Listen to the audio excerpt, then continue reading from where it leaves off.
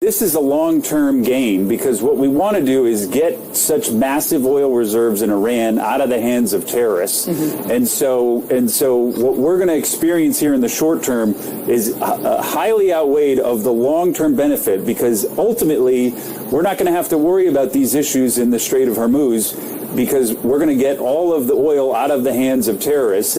Okay, so you're not excluding the necessity for some troops on the ground in some capacity, perhaps at a later stage. Is my understanding correct?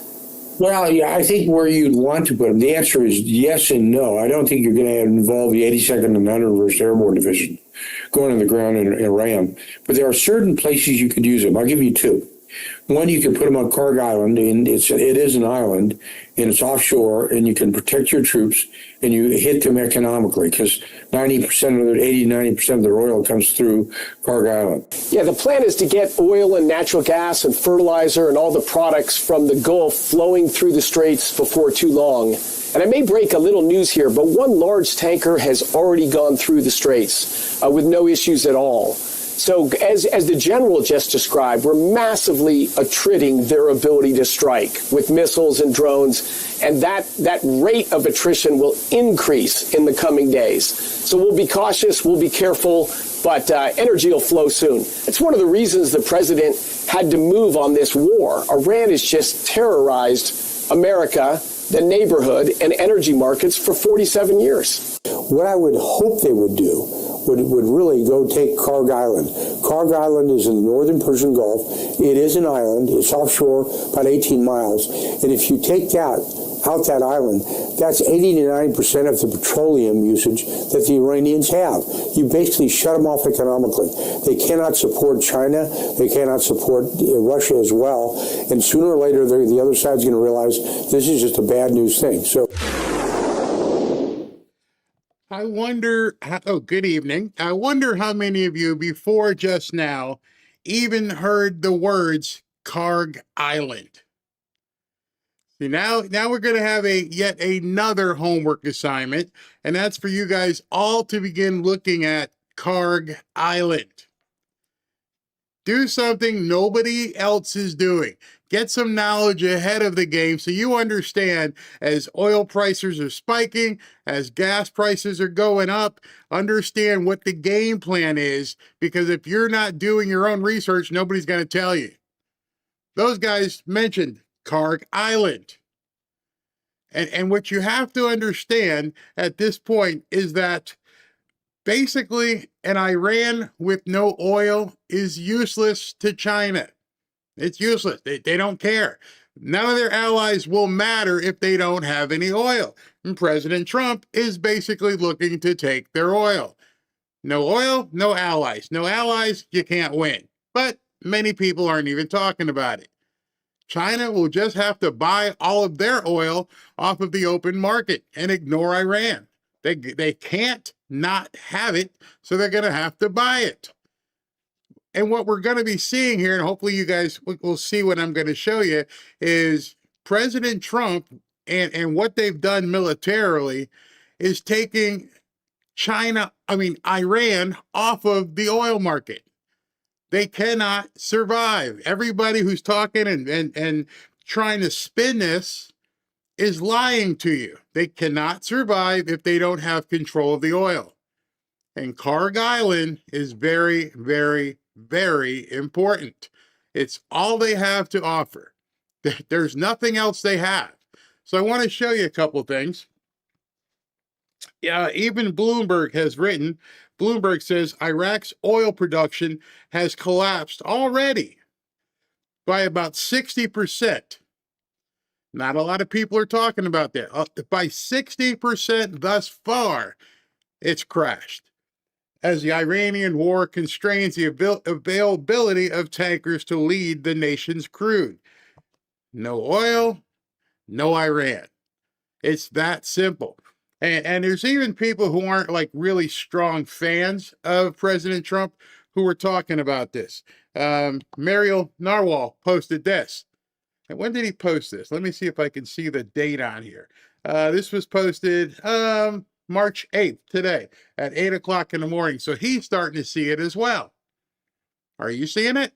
Because look, U.S. officials are reportedly discussing a plan to seize Iran's Kharg Island. That's the mothership. The choke point responsible for roughly 90% of Iran's oil exports. So right now, with everything they've done, they've constrained it or dropped it down to 60%. If they take Kharg Island, which is where possibly there may be boots on the ground, it shuts it off. They're done. They're completely done. 90% of their oil goes through there. They would lose 90% of their revenue basically overnight. Done. Mario says, if the proposal moves forward, the island would fall under direct U.S. military control in the next phase of the war. And Kharg is just the opening move. Once it's secured, the plan shifts to locking down Iran's nuclear facilities and tightening U.S. control over the Straits of Hormuz itself, the economic jugular of the entire region. That came from Axios. Again, not a friendly Trump publication. So people are starting to see it. They're starting to look at this now and go, wait a second. Kharg Island? Never even heard of Kharg Island. I've never heard of Kharg Island in the entirety of my life. That's how secret, I don't know secret, but nobody's talked about it. And now that people are seeing it, it's a big effing deal. Big effing deal. I want to show you this one. Washington Post did a story on. Washington Post says, first time I've seen this scenario where U.S. seizes Kharg Island. Much rumored and speculated upon, but it's now being mentioned in reporting. Kharg accounts for 80 to 90% of Iran crude oil exports.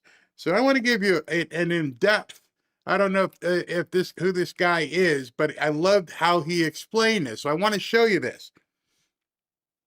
Hours ago, I wrote that Kharg Island was the red line the coalition drew for itself.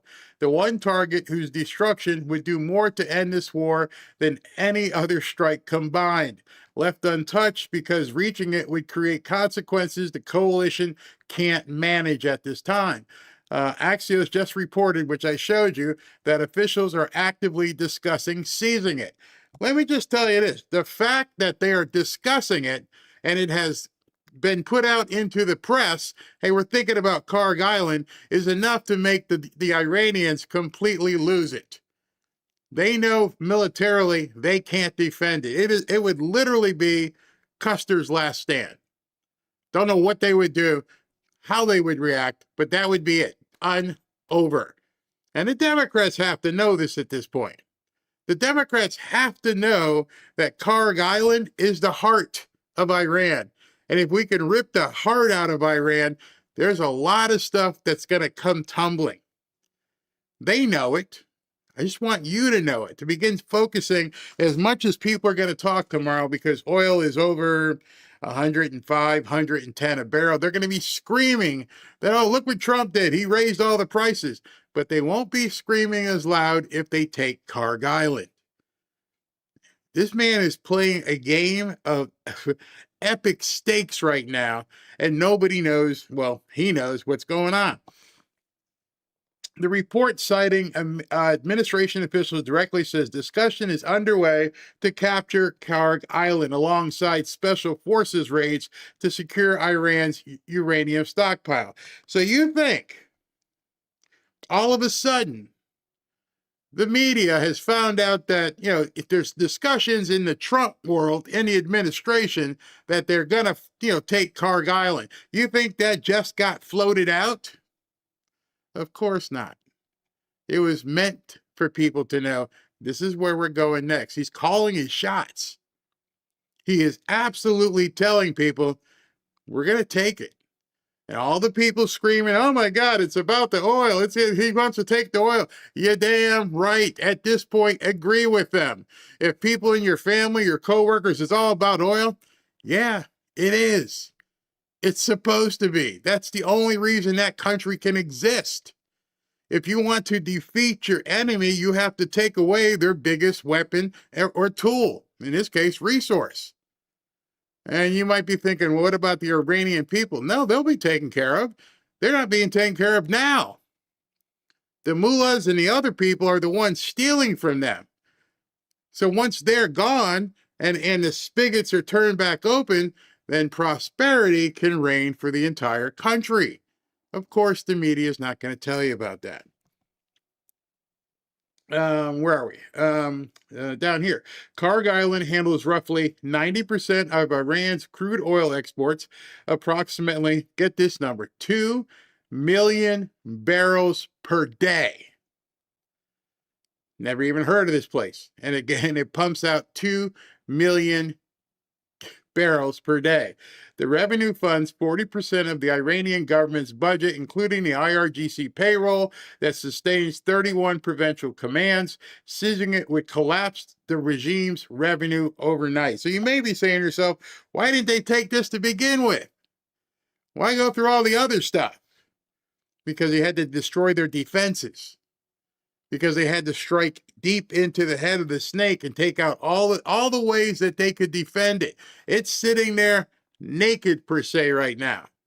I'm sure they will put up a heavy fight, man to man, but they have no air defense.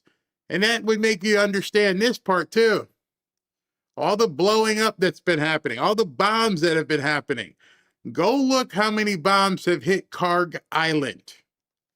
I'll wait. It won't take you long. Jets flying 24/7, dropping all kinds of sorties and I'm just going crazy. Boom, boom, boom, boom, boom, boom. B-2s now on. Go look and see how many bombs have hit Kharg Island. You think they forgot about it? You think it was a mistake? As of the time I'm doing this show and was doing my research, none. Maybe one, somebody said. Other than that, nothing has been blown up on Kharg Island. It is literally sitting there like a big old you-know-what. I was going to say what they said in Scarface. But anyway, it's just sitting there. The crown jewel of Iran has no protection militarily from the air. They may have some ground support soldiers there. But other than that, they're not capable of guarding Kharg Island. Are they stupid enough to blow it up themselves? Possibly, but I'm sure we're watching. So let's continue. They know that the revenue, blah, blah, blah, that's why it's being discussed. In 1979, the Carter administration developed contingency plans for seizing Kharg. The plans were rejected as too difficult and too risky. In 2026, the military calculus has shifted. 80% of Iran's air defenses are destroyed. Excuse me. So if they got no defense, that's a different scope of an operation at this point. So what you're going to see, I mean, this is a long, long, long article. But what I believe you're about to see in no uncertain circumstances here, you're going to see them going after, one way, shape, or form, Kharg Island. And there's no way this information just made it out to the public without them wanting to know that this is what happened. That this is who we're looking at. We can see it. We know that is the beating heart of Iran, and we haven't bombed it yet. Ask yourself why. You don't even need me to tell you. You turn on CNN or any other show, and they're boom, boom, boom, boom, boom. Hey, any bombs going off on Kharg Island? Why not? Media's not going to tell you. The panicans and black pillars aren't going to tell you. President Trump isn't really going to tell you unless they just did. The crown jewel they are close to capturing. The crown jewel which will end this and end Iranian rule would be if we were to take Kharg Island. And the general who was talking on television was saying the same thing. He's like, that's it. If we do that, 20 miles away. Remember, it's not someplace where they're going to be able to ship a whole bunch of troops. Boom, they'll blow up bridges. It's sitting there by itself. That sounds to me like a great place for the discombobulator. That seems to me like it's a fantastic place for them to redo the discombobulation. Never know what hit them. And take control of that island, take control of that oil, take control of the Straits of Hormuz, and Iran is done.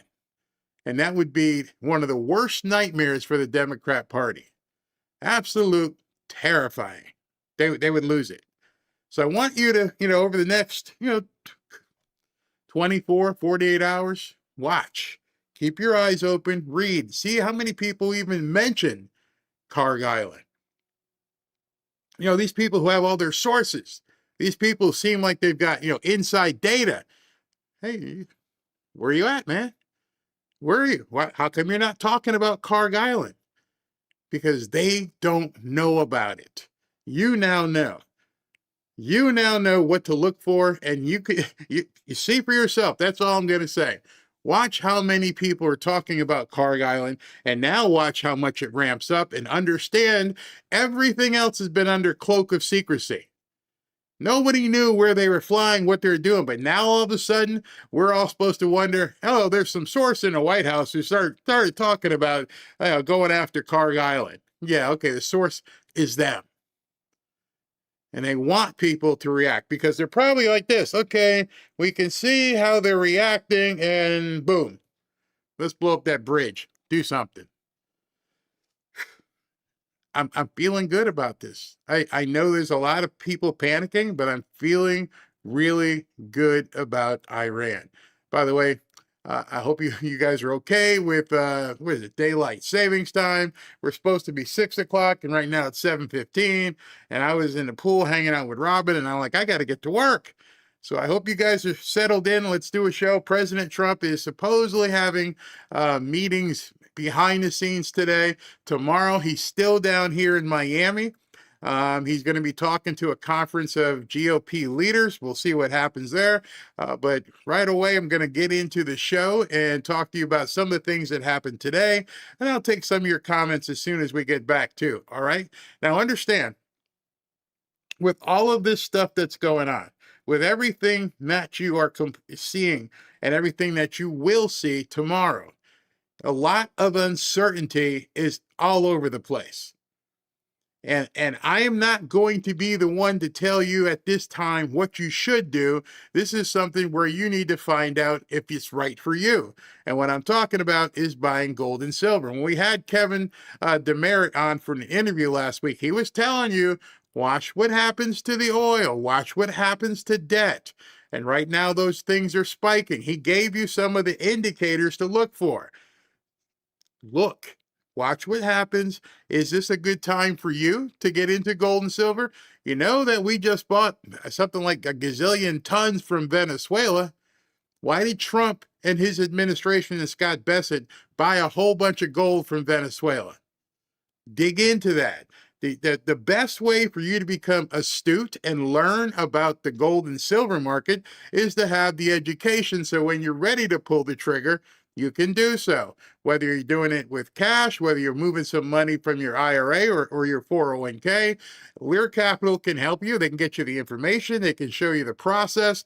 All you've got to do is give Kevin's people a call or go to the website. You can go to learberry.com or call 800-601-5430. Again, it's 800-601-5430. Doing nothing gets you nothing. The whole thing, a ball at rest will stay at rest until, you push it. So maybe the first step is to begin doing some edification on the entire process and what's happening. All right, I will see you guys right after the intro. One man is being victimized by our own government. One man whom they fear, yet whom millions love. One man who is willing to take the poison arrows of lawfare. One man whose voice has been taken away by a corrupt judge operating in a corrupt system. One man who has been ridiculed and insulted. One man who refused to back down. One man who refused to back down. One man who refused to back down. One man who stands between us and them. One man that wants to see America protected again. One man who wants to see America prosper again. One man who understands that a man is a man and a woman is a woman. One man who understands and protects the blessing of life. One man who wants to restore American exceptionalism. One man who once again wants to make America that shining city on a hill for all to see. A place where all the people of the world glowingly set their eyes upon. America. One man who unashamedly wants to make America great again. That one man is Donald Trump.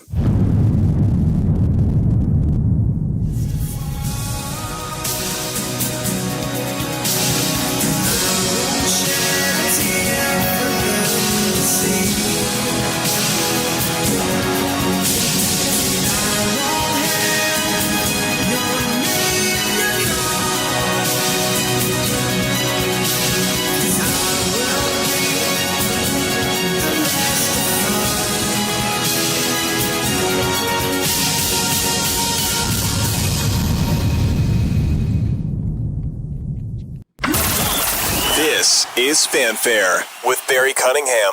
And of course, as the impact of this war is affecting American citizens and consumers through the increase in the price of oil, the president needs to walk a balance here. What is the president expecting to do to rein in those prices right now, where we are watching and waiting for those midterm elections in November? Well, the president is watching everything, both abroad through the demolition of the rogue Iranian regime through Operation Epic Fury, and of course here at home. And President Trump can walk and chew gum at the same time. You saw him this past week at the White House hosting a ratepayer protection pledge roundtable with big tech companies, AI companies, to talk about how they are picking up the cost of electricity bills across the country and American communities to drive down costs. The president inherited the worst affordability crisis in our nation's history from Joe Biden, and look at the progress he has made in the course of the past year. Now, with respect to what's happening with gas prices right now, this is a short-term disruption for the long-term gain. I want to stop you right there, Caroline. That's the thing that people have to understand, and that's the thing the Democrats are trying to drill into people's head, that it's not about any gains in the future. They're trying to tell people this is permanent.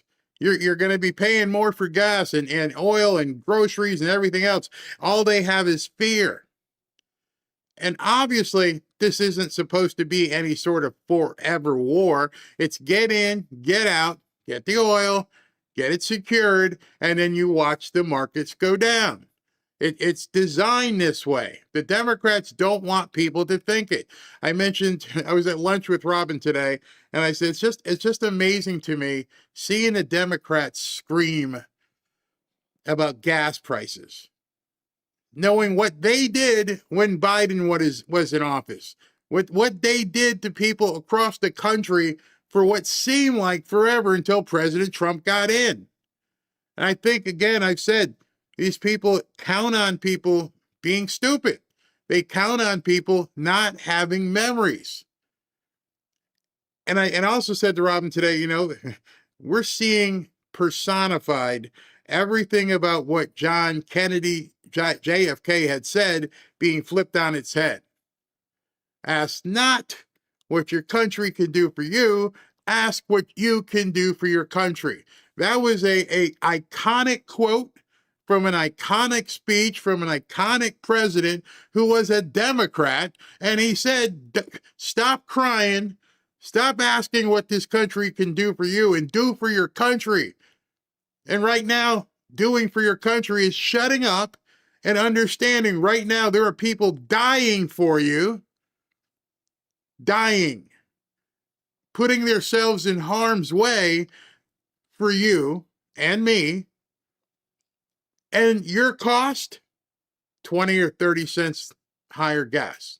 That's your cost. That's it. You can do everything that you want to do in life right now. You can continue doing it. There are people who came back yesterday in an airplane in a box. Ask not what your country can do for you. Ask what you can do for your country. The Democrats have completely abandoned that, and I think so many Republicans have completely forgot it. And I went through a litany of things yesterday or the day before. I know my dad was in the military. All the things people did back home to help the country win a war. It was basically do everything you possibly can to support the military. Never let the soldiers feel that you don't have their backs. They're out there directly in harm's way, and Democrats are trying to get everybody to complain that your gas prices might be a little bit higher right now. Shame on you. Shame on you right now, because you can't afford the cost of somebody else willing to give their life for you. Whether you believe in the war or not, whether you believe that we should even be over there or not, it doesn't matter. If we're Americans, we need to support them 100%. I don't even want to talk to anybody who doesn't want to support the military. Don't even want to engage with them on X. You're full of it. Right now, this is the cost we're paying. You're not dodging bullets. You're not dodging bombs. You're not getting tortured. And it's for a short period of time. Take your medicine. And President Trump, he tries to tell you, cool your jets. It's going to be okay, but people don't want to listen. Taking out the rogue Iranian terrorist regime and finally ending their restriction of the free flow of energy in the Middle East and in the Strait of Hormuz. And even with this short-term period throughout Operation Epic Fury, the president and his energy team are on the ball. They've announced political risk insurance for cargo vessels and oil ships that are going to be moving through the strait. They've announced that the U.S. Navy, if and when necessary, will escort those tankers to ensure that oil can move. The president is also tapping into our newfound market in Venezuela. It's really important. It's funny how the people who say it shouldn't be about the oil are complaining about the cost of gas. You can't have it both ways. There's only one way to really lower the price of something: have more supply. Because if the demand is high and the supply is low, ergo, you can't make the prices come down. That was the Democrat ideology. We'll go ahead and deplete the petroleum reserves, make sure there's not enough gas. The demand is still going to be there. And so we can just put taxes and taxes and taxes on top of it. So you're paying $7 at the pump. And nobody cried on the Democrat side the way they're crying right now. I saw somebody in the chat said, Barry, don't shame people. It's not helpful. Yeah, it should be. If you don't want to support the government, yeah, shame on you. I'm not going to be shy in saying that. If it means you have one less latte, if it means you have one or two less, blueberry muffins so that this can happen, then so be it.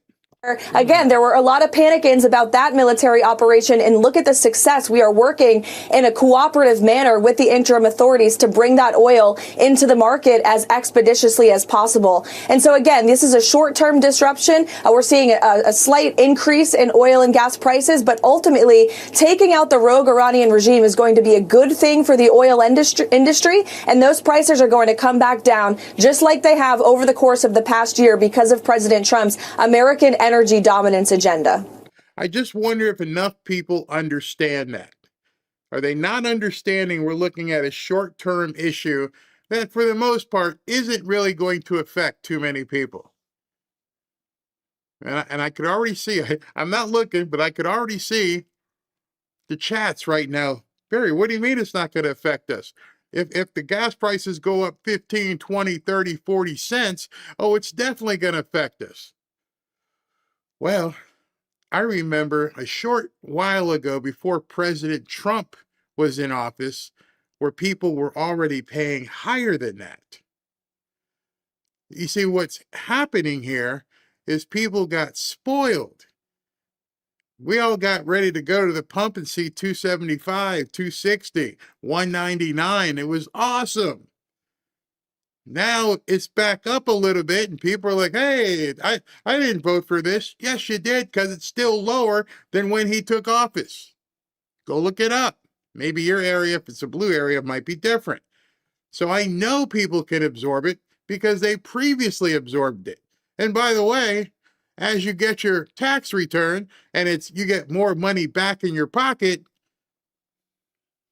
you're telling me you can't absorb it?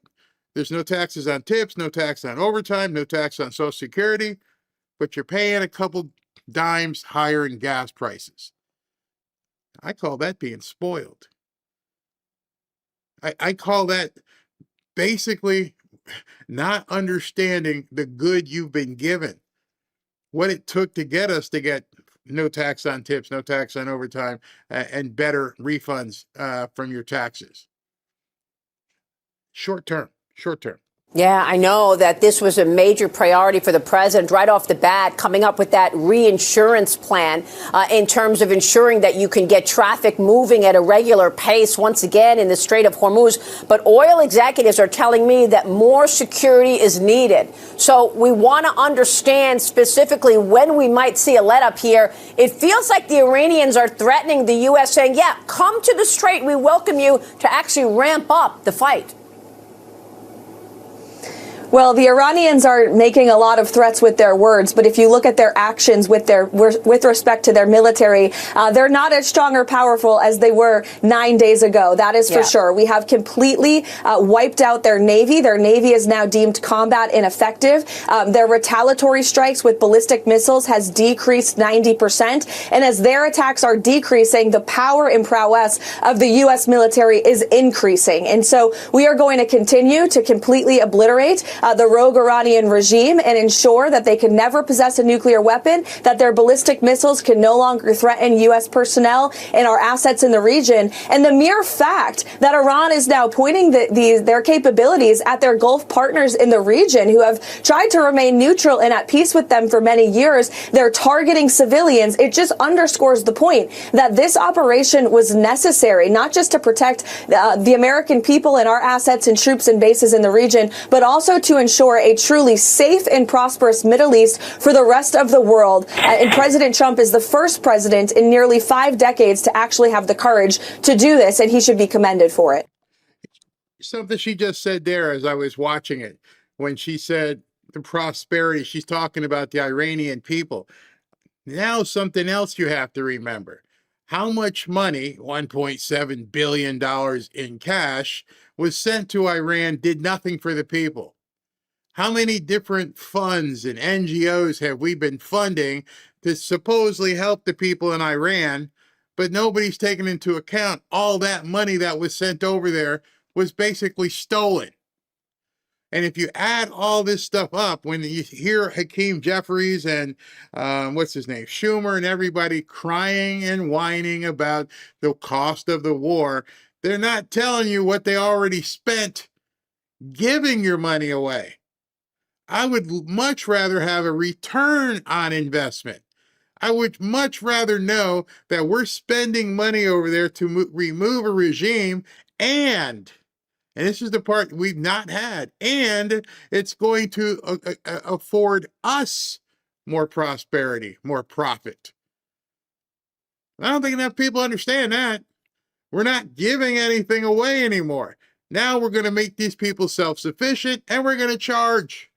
We're going to rebuild your area. We're going to ensure that ships can go up the Strait of Hormuz, which incidentally caused Lloyd's of London initially said, no, we're not going to do it. And now they saw what Trump's going to do. Okay, we'll insure it. They came right back. There are so many moves being made that they're trying to call Trump's bluff, and then they end up having to recapitulate. But they're not telling you all this stuff. Yeah, and the president had an interesting exchange on Air Force One over the weekend, Caroline. I want to get your take about this idea of troops on the ground. Mothers out there are worried that we're going to have a draft, that they're going to see their sons get in and daughters get involved in this. What do you want to say about the president's plans for troops on the ground? As we know, it's been largely an air campaign up until now. All right. So this response is what so many people on the left are pushing out there. So I wanted you to hear specifically the answer to this. Maria asked her, hey, listen, people are worried about the draft. And I'm going to let you hear what Caroline has to say, and then I'm going to point something else out to you. Because the left is running with it. Oh, they're going to do the draft again. Listen to what she says.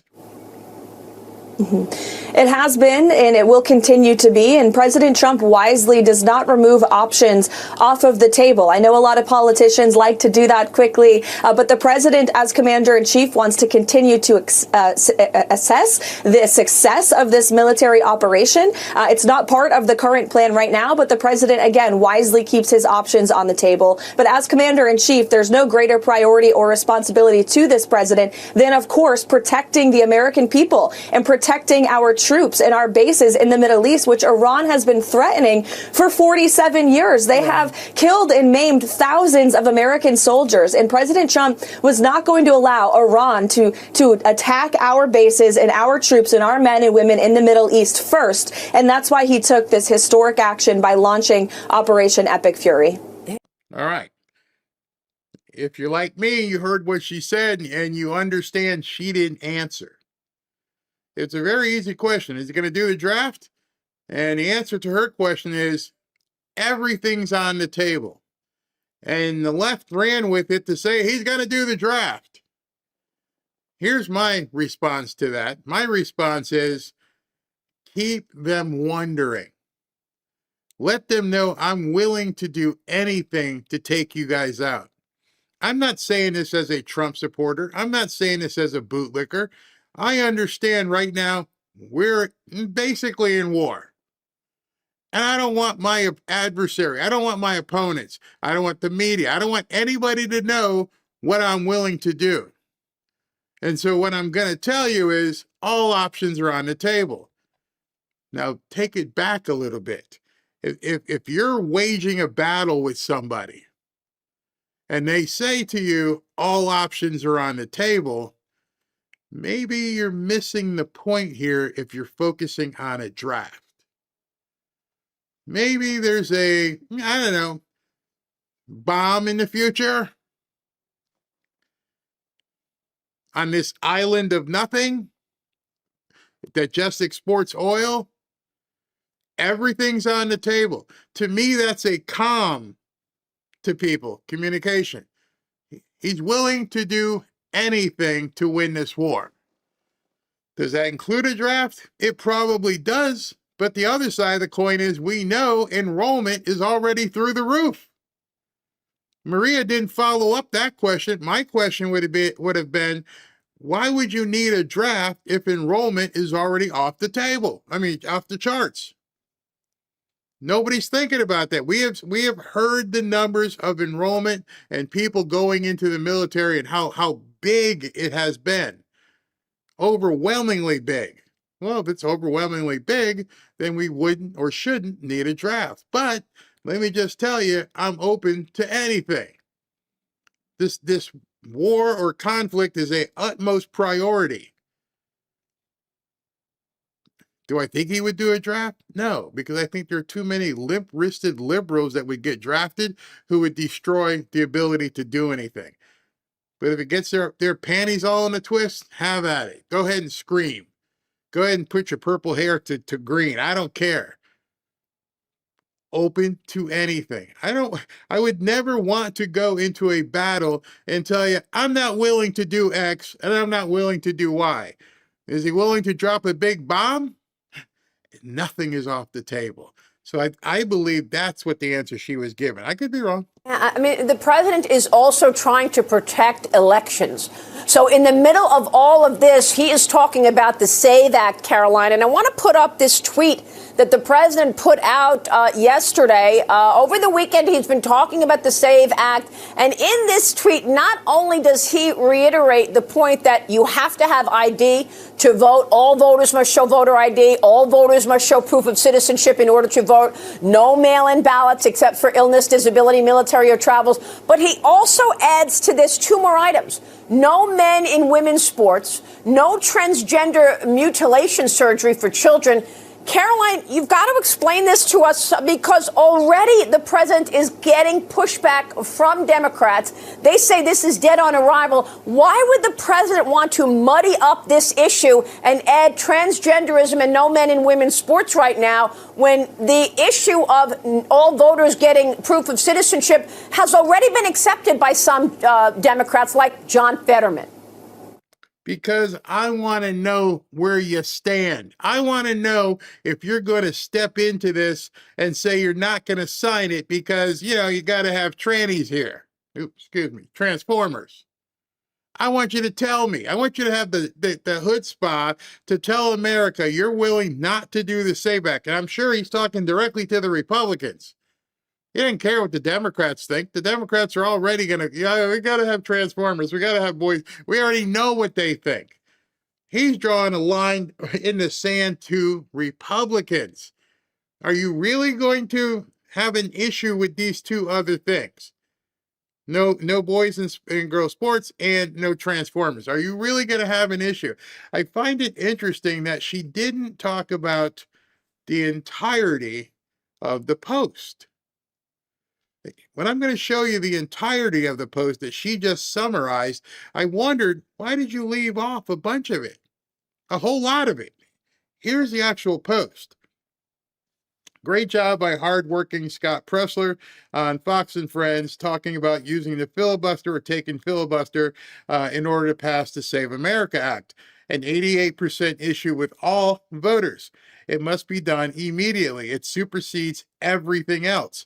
Must go to the front of the line. I, as president, will not sign any other bills until this is passed. She didn't even mention that. She didn't even bring it up. And I'm thinking to myself, Maria, I know Fox has been looking kind of stupid. Why did you completely slice his post in half and ignore that? I'm not signing anything until you guys bring me the Save America Act. The Democrats are probably okay with that, by the way. But I'm not signing anything. She didn't even mention it. She did go down to the second part here. It says, I, as president, will not sign other bills until this is passed and not the watered-down version. Go for the gold. Must show voter ID, proof of citizenship, no mail-in ballots except for military, illness, disability, travel, no men and women's sports, no transformers, mutilization for children. Do not fail. President Donald J. Trump. Why did she only start on what she showed from here? Why did she ignore everything he said before then? I wish Caroline had come back with her and like, what? Hey, did he not say anything else in that post that you just quoted? You literally just quoted the post. Here, in case that you missed that, now that you've seen it, let me rewind a little bit so you can see exactly what she did. And I have respect for Maria. I have always thought that she is a good host. But why would you have just stopped it there? That's it. In fact, you edited his post. In fact, you went back and looked at an old post. You didn't even show the one from today. This is a Sunday show. He posted this before she went on air. This was posted today, March 8th at 8:22 a.m., and she didn't even bother posting it or even talking about it. Something's going on with Fox. Must show voter ID. All voters must show proof of citizenship in order to vote. No mail-in ballots except for illness, disability, military, or travels. But he also adds to this two more items. No men in women's sports. No transgender mutilation surgery for children. Caroline, you've got to explain this to us because already the president is getting pushback from Democrats. They say this is dead on arrival. Why would the president want to muddy up this issue and add transgenderism and no men and women's sports right now when the issue of all voters getting proof of citizenship has already been accepted by some Democrats like John Fetterman? There should be no pushback to any of the common sense proposals in the Save America Act. Let's talk about what is in this bill and what President Trump is pushing for here. Mandatory voter ID in the United States of America. 90% of our country, Democrats and Republicans, support this common sense solution to secure American elections. The only people in this country who don't support that are radical left Democrats on Capitol Hill. That's number one. Number two, requiring U.S. citizenship to register to vote. Another common sense measure that absolutely must be done to secure our elections and the future of our country. Rachel, it's 76. All right, so President Trump mentioned Scott Presler by name. He spelled his name wrong, I think. I'm not sure what that was all about. But this is Scott Presler, also on Fox. Percent of Black American voters, 82% of Latino American voters, 85% of white American voters, 84% of American voters, and total 95% of Republican voters, and 76% of Democrats agree with this bill. When in American history have 84% of Americans ever come together on an issue before? And really, I have a stern and a respectful but a peaceful message.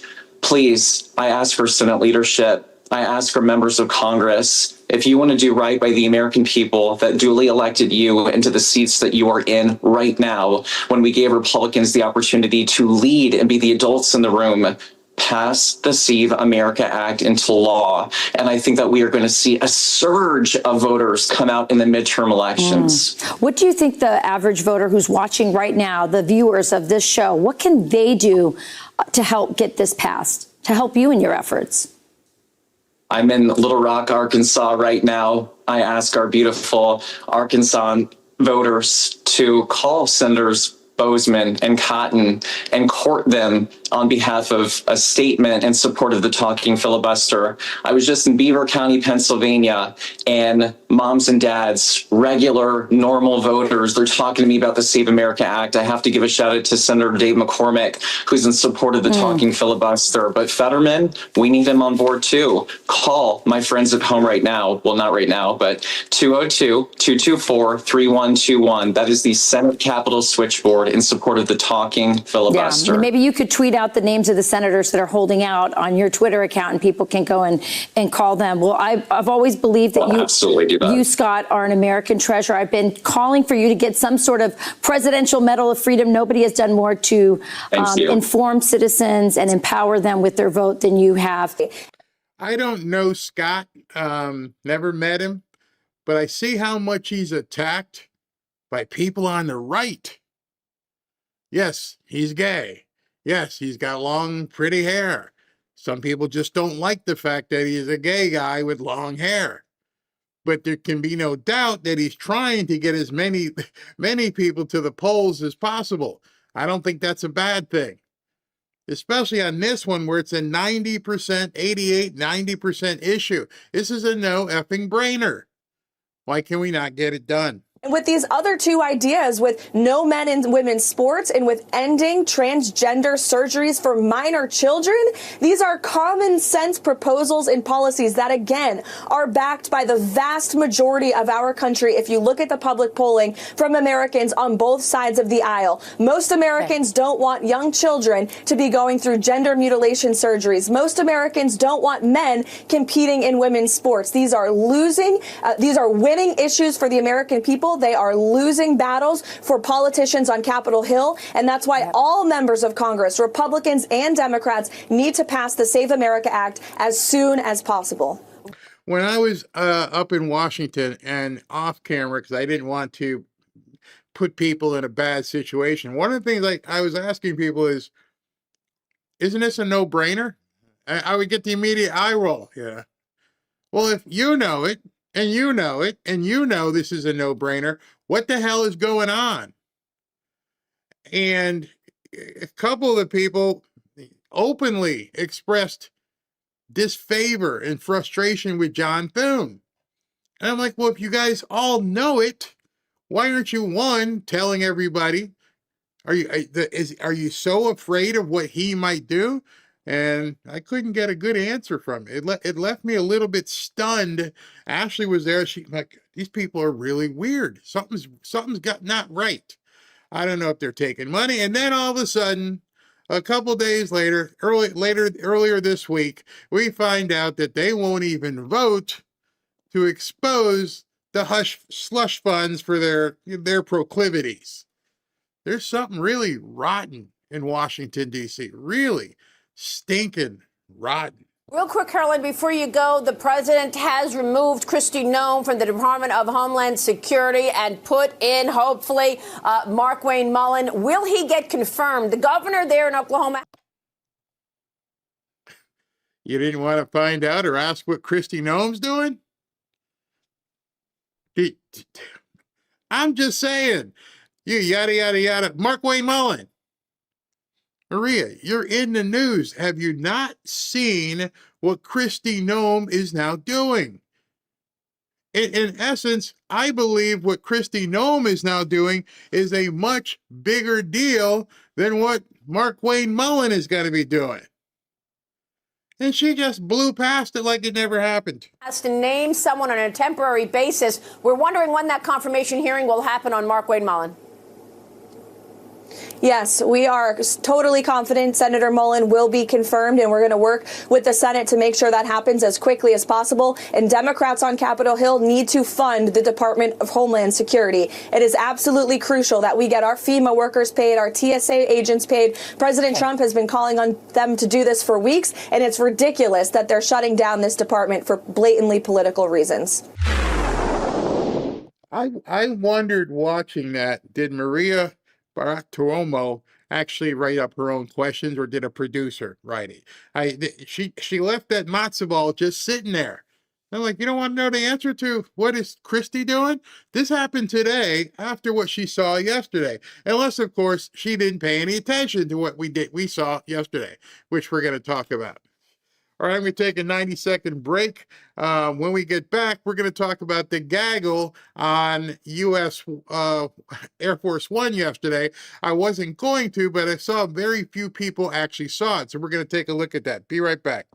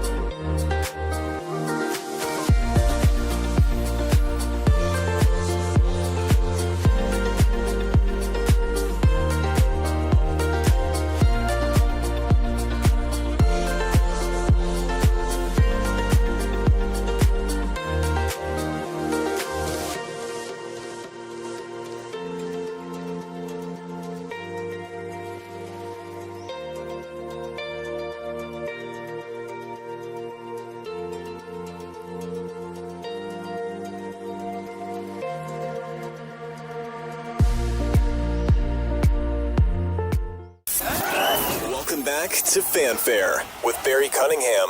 Before we get into the gaggle from yesterday, I just wanted to say we had our first fishing trip with two of the winners, and then Ashley's booking the other two later on this month or early in April. And then we also, last night, we had a chance to sit down at dinner, and it was so much fun. You know, I know I've never met these people. They've never met me. And sometimes when you're in a situation, you feel a little bit reserved. And it took like 5 minutes for people to warm up because, yeah, we have fun. And then, bam, everything just went just flowed, and everybody was just laughing and having a great time. So I'm going to show you guys some of the video Robin took and some of the pictures that took, but we're going to get the other two people down here, and then we're probably going to do it again because I've noticed that when I get to actually meet people and spend some time with them, not just like 2 or 3 hours on a show, but actually let them see I am the same guy, that actually I'm even more personable in person, believe it or not. Even my wife says, yeah, he's okay. He's a big teddy bear. And it was a whole lot of fun talking to these people. Got to meet BJ and his wife, Dion, and they're from Florida. Originally, Dion is from Jamaica, and BJ is from South Carolina, and Robin being formerly from South Carolina. We just had so much to talk about. I think we were there, if I just make sure, I think we were there 2.5 hours, 2.5 hours for dinner. And time just flew by. So I look forward to meeting the next group that comes down here and going to dinner with them. So yesterday afternoon, President Trump came back down here after the Dignified transfer, and he did a gaggle where he talks to the press on Air Force One. And it was very interesting because Robin and I were sitting out by the pool, and all of a sudden we look up and when we saw Marine One coming back. So, going back between Doral and Mar-a-Lago, pretty cool, impressive to say the least. All right, let's look at this. Hello, everybody.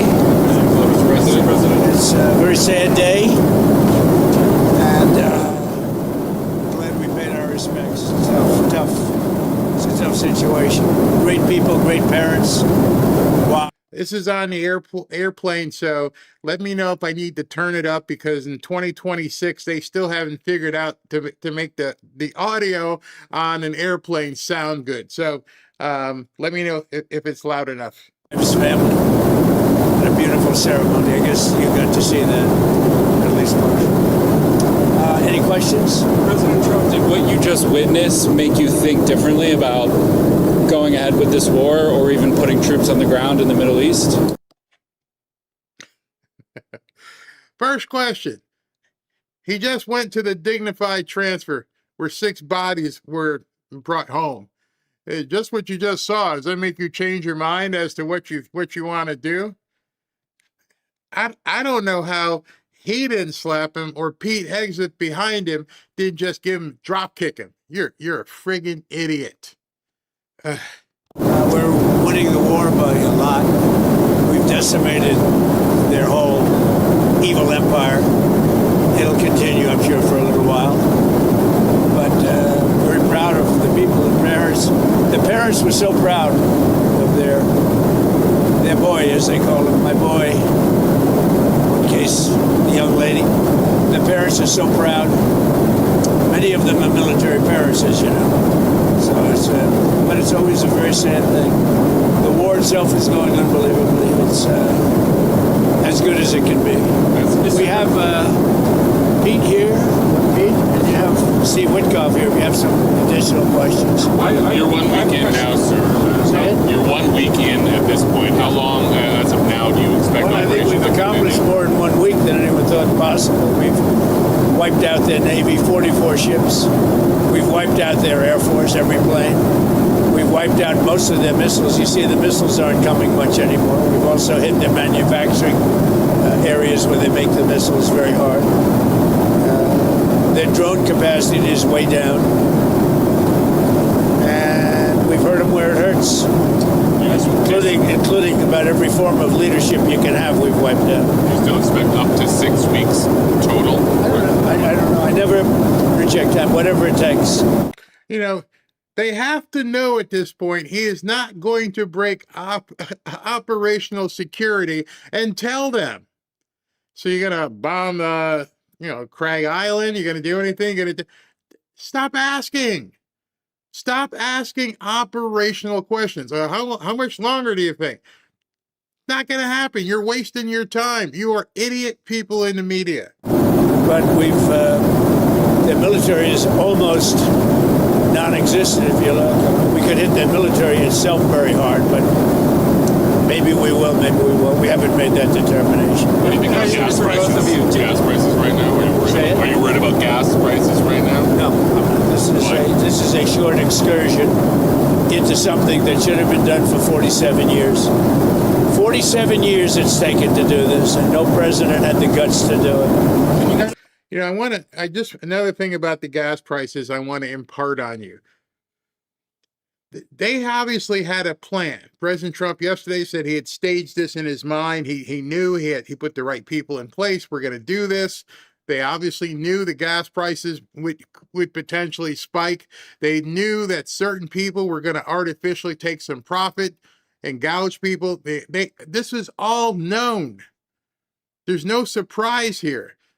The media is trying to make it out like it's a surprise, but again, this is a temporary item, and it's very simple to understand. Right now, people are pulling back because they're concerned they're not getting their supply. Demand has not curtailed. Ergo, if the demand is here and the supply goes down, the prices go up. Conversely, we get more supply and it exceeds the demand, the prices should go down, depending on where you live and how much they're taxing you per gallon. And it's like they think a mistake was made. When you're sitting right behind them is the Secretary of War. They know what they're doing. And watch what happens again with that island. Or you're going to end up coming back to Dover for more of these such dignified transfers. Sure, I hate to do it, but it's a part of war, isn't it? Who are you with? The Washington Post. When you say it's a part of war?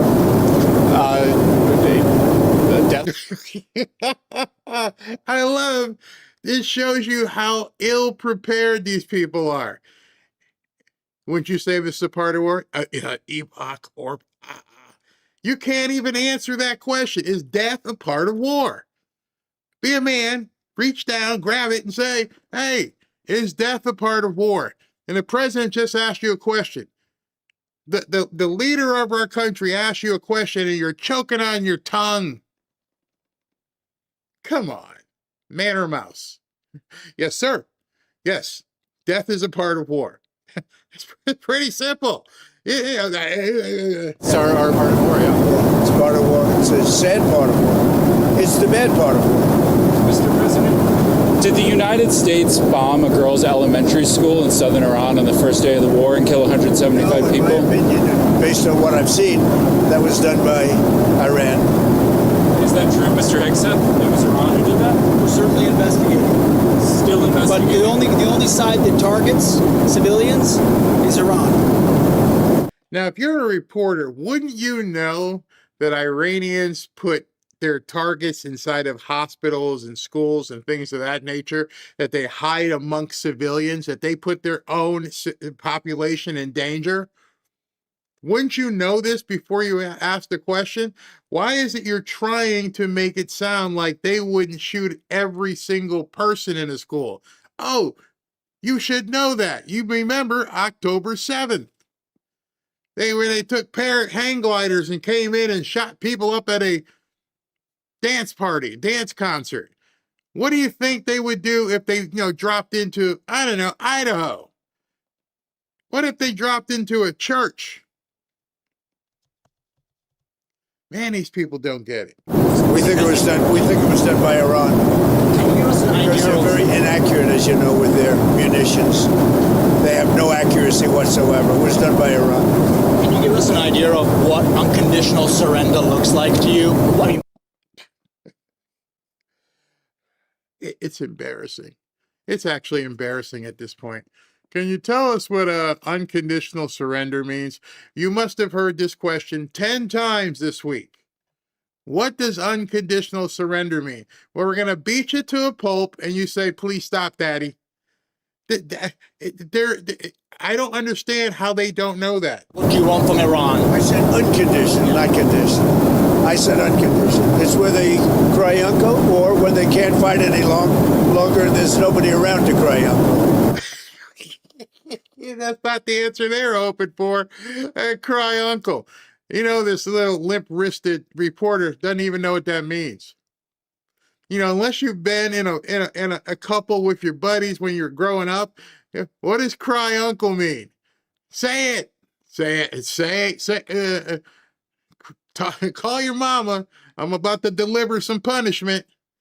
These kids, these people don't know. That could happen too, because we've wiped out their leadership numerous times already. So it's if they surrender, or if there is nobody around to surrender, but they're rendered useless in terms of military.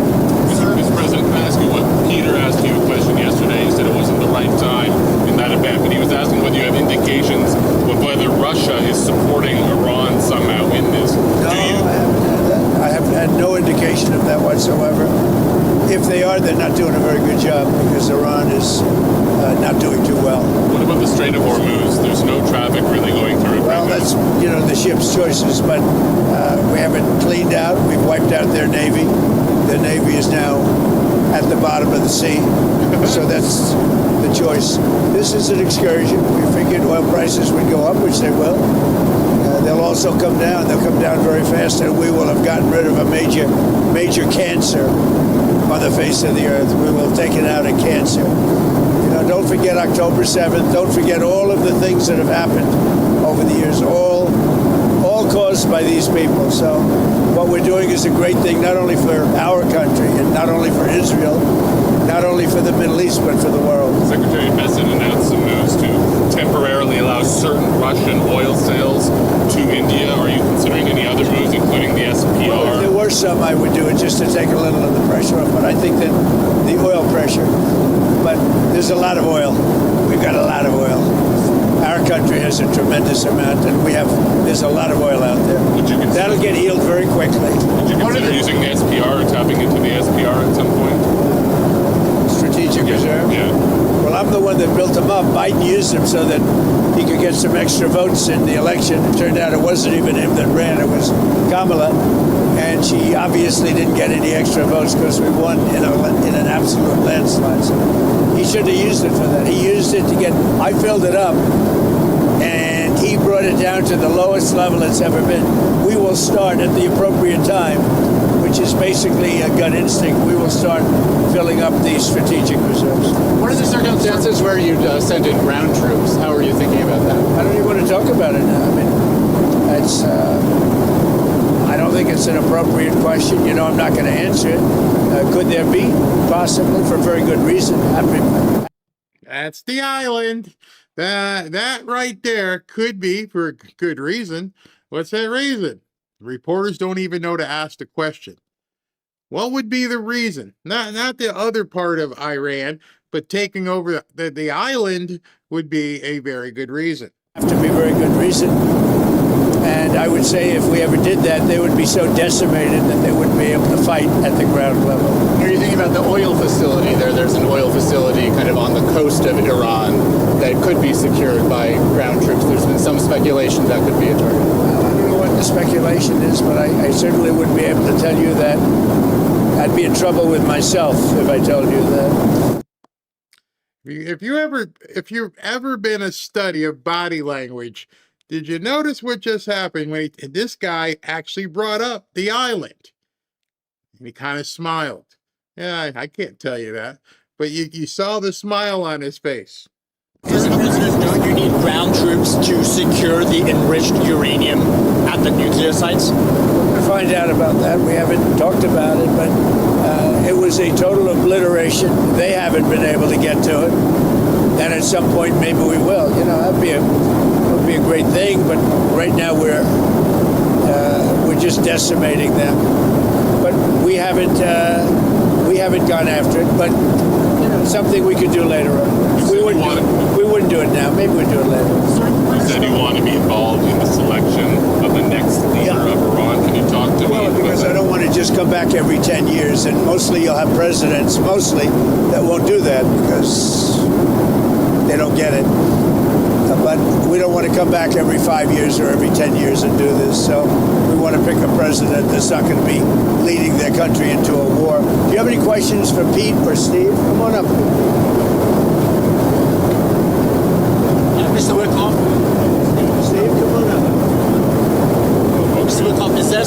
space to do a deal with whatever is left of the Iranian government? I think there is. I think that's going to be up to the president. That's what I think. But they didn't seem to be very amenable in those first set of negotiations. You heard what I said. They said we have the inalienable right to enrich. They bragged about having 60% enriched fuel, enough for 11 bombs.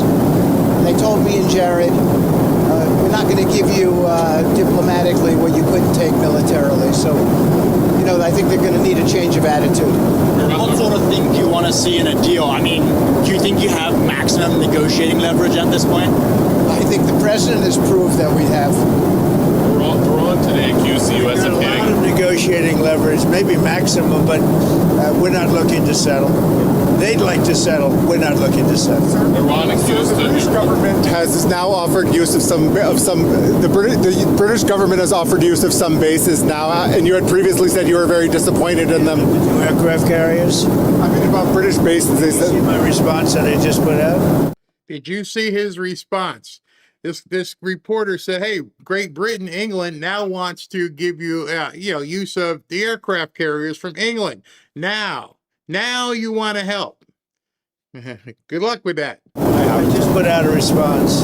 Give me the offer to send 2 aircraft carriers, maybe, but they're not sure.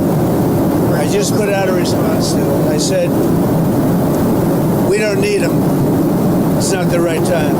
It would have been nice to have had them 2 weeks ago, but the response I put out, I think, says it very well for you. Iran today accused the U.S. of hitting a desalination plant in Iran, and they said that might open the door to other strikes on infrastructure, non-military. Allow us to also open the door to other strikes against them. Look, did you respond to that allegation? Did the U.S. hit the desalination? They are among the most evil people ever on earth. They cut babies' heads off. They chop women in half.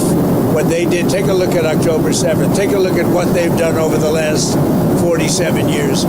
So I know nothing about a desalinization plant other than to say, if they're complaining about a desalinization plant, we complain about the fact that they shouldn't be chopping babies' heads off, okay?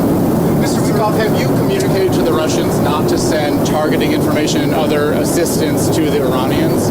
Strongly said that. And do you believe that they are? I hope they're not. Do you see any evidence? We don't know, but it's not doing very well. If they are, it's not helping much. If you take a look at what's happened to Iran in the last week, if they're getting information, it's not helping them much. What would it mean to you if they were? I mean, even if it's not helping the Iranians particularly much, it's still involving themselves in a conflict that they're not directly. They'd say we do it against them, wouldn't they? Huh? Wouldn't they say that? We do it against them? I don't know. Look, they can give all the information that they want, but the people they're sending it to are overwhelmed. Russia would be overwhelmed too. Anybody would be overwhelmed. We have the greatest military on earth, and I built it in my first term, and unfortunately, I'm forced to use it now. But when you look at what we did with Venezuela, when you look at what we did with the B-2 bombers, that was a very big moment because Iran was going to have a nuclear weapon within 2 or 3 weeks, and that stopped it, and it stopped it cold. And you ask about maybe going back and getting that, something could happen at the right time. Is Iran running out of missiles and drones, or do you expect those counterattacks to continue with that? Not only that, manufacturing capability also. We've hit the manufacturing very hard. They're at about 9% of what they sent out in the first 2 days, and we think that's because they don't have that much. We've knocked out about 70% of the launchers. The launchers are a big deal. Very hard to get, very expensive. I want to talk about leverage. With every passing day, we have more and more leverage because we have more and more capabilities. We're hitting them harder and harder, and they have less of an ability to defend themselves. So we're pressing the offensive every single day, creating all the leverage the president needs for the outcome he wants. So it sounds like you think they're running out of one or both of the drones and the missiles. When you look, they're sending in much less drones. They're being decimated now. At some point, I don't think there'll be anybody left maybe to say, we surrender, but they're being decimated. And when you look also, all of a sudden they apologized to the Middle Eastern states that they shot at them. I was very surprised to see they did that, but you mark that down as a victory for us and for the Middle Eastern states, who are really friends of ours. But I guess they're not going to be shooting at them anymore. They apologized, and we'll see what happens. But that's a big loss. That's a surrender right there. I called it a surrender today. When they apologized and said they're not shooting at them anymore, that's really a surrender to those states and to us. Okay, anything else? Some Iranians are concerned that the Kurds will carve out kind of an autonomous region as they did in Syria and Iraq. We're not looking to the Kurds going in. So there was a story a couple days ago that the Kurdish forces were going to come in by land and do the wet work on the ground to wrap things up. And then it seems like President Trump put that on hold. Not sure why, but as of right now, they're not moving forward. We're very friendly with the Kurds, as you know, but we don't want to make the war any more complex than it already is. No. You've ruled that out? We don't want, I have ruled it out. I don't want the Kurds going in. I don't want to see the Kurds get hurt, get killed. We've had a good relation. They're willing to go in, but I've told them I don't want them to go in. Do you think the map of Iran will look the same? The war is complicated enough without getting the Kurds involved. And do you think the map of Iran looks the same after this is all done? All right, so this question really freaked out the libs. Does the map of Iran look the same after this entire operation is done? And his answer here freaked people out for some reason. I don't know why, because it's absolutely true. That I can't tell you. Probably not. Do you know if any shipping companies have taken the U.S.? So that little quip probably won't look the same when we're done. Well, what happens to cause a map not to look like it did beforehand? If you ever seen a hurricane, you can see things get moved and, they're no longer the way they are. So the map, which also would include boundaries, would include borders. And he just said, nope, it's not going to look the same after we're done. That's really interesting, and it freaked people out. It's on its offer of insurance to go through the Strait of Hormuz. We have it set up. We have a great insurance and reinsurance system, but I don't. Sorry, when you talk about... When this ends, we're going to have a much safer world, you know that. So, this is a minor excursion, but when this ends, we're going to have a much safer world, and we will have gotten rid of a lot of sick and demented people, the leadership. So we got rid of the one leadership, then we got rid of the second level of leadership. Now they're on their third or fourth level of leadership. And they have leaders right now that nobody even knows who they are. Thank you very much, everybody. Thank you. So in that regard, in terms of them having leaders people don't even have, there was a video I saw yesterday, is that there's people probably in the Iranian army who don't have any directives from anybody above them. That's really dangerous, because at this point, these people have their fingers on triggers and different things, and they're not getting any directives. There's no communication. If the communication has been cut off, or if your boss is dead, there's no one to tell you, fire, don't fire, give up. And so at this point, as I'm sure they're going to be communicating with these people to go ahead and make sure you surrender, lay down your arms. Otherwise, you're going to get blown to smithereens. And at the same time, whatever ordinances these guys are in control of, they don't have any. Let me put it this way. You ever see the movie, what was it called? Not Red October, Crimson Tide, with Denzel Washington and Gene Hackman, R.I.P. And they were trying to figure out whether or not, because they went through like and Ben could answer this, when they went through and they couldn't have any communications, do we fire the weapons? Absent a counter order, do you fire? Well, somebody is sitting someplace and somewhere overseeing something, and they have orders sitting, and they're not going to get any counter order. And that's scary because the person probably says, if this happens, shoot. Click, click, click, click. Hey, do you still want me to shoot? Well, you've got your orders. And that poor soul sitting there is going to get annihilated and vaporized because he hasn't been told stop. In fact, he may not even know people are dead. Imagine that you don't have any communication and you're sitting in a hole someplace and you're supposed to shoot something. And your orders are shoot. And maybe that's why the missiles went over to these other countries like UAE. They didn't know. They just know, hey, at 1 o'clock, shoot your missiles over there, because they weren't getting any communication anywhere. That's a scary thing. That is very scary, that there may be people on the ground who don't have counter orders. Good luck at that point. We just got to sniff them out and find them so they don't go boom and try to do anything else. All right, so I want to show you something. Let me make sure this is next. While I'm waiting for that, let me tell you, yeah, this is next. All right. I want to show you this before we go too far. You guys understood this whole Christi Noem thing. And we were told by the media, not by Trump, we were told by the media and panicans and black pillars that Christi Noem made those recruitment videos and videos for DHS showing her on a horse, and she spent $200 million, and Trump didn't know. That's what we were told. Well, watch this and tell me how big of a lie that was.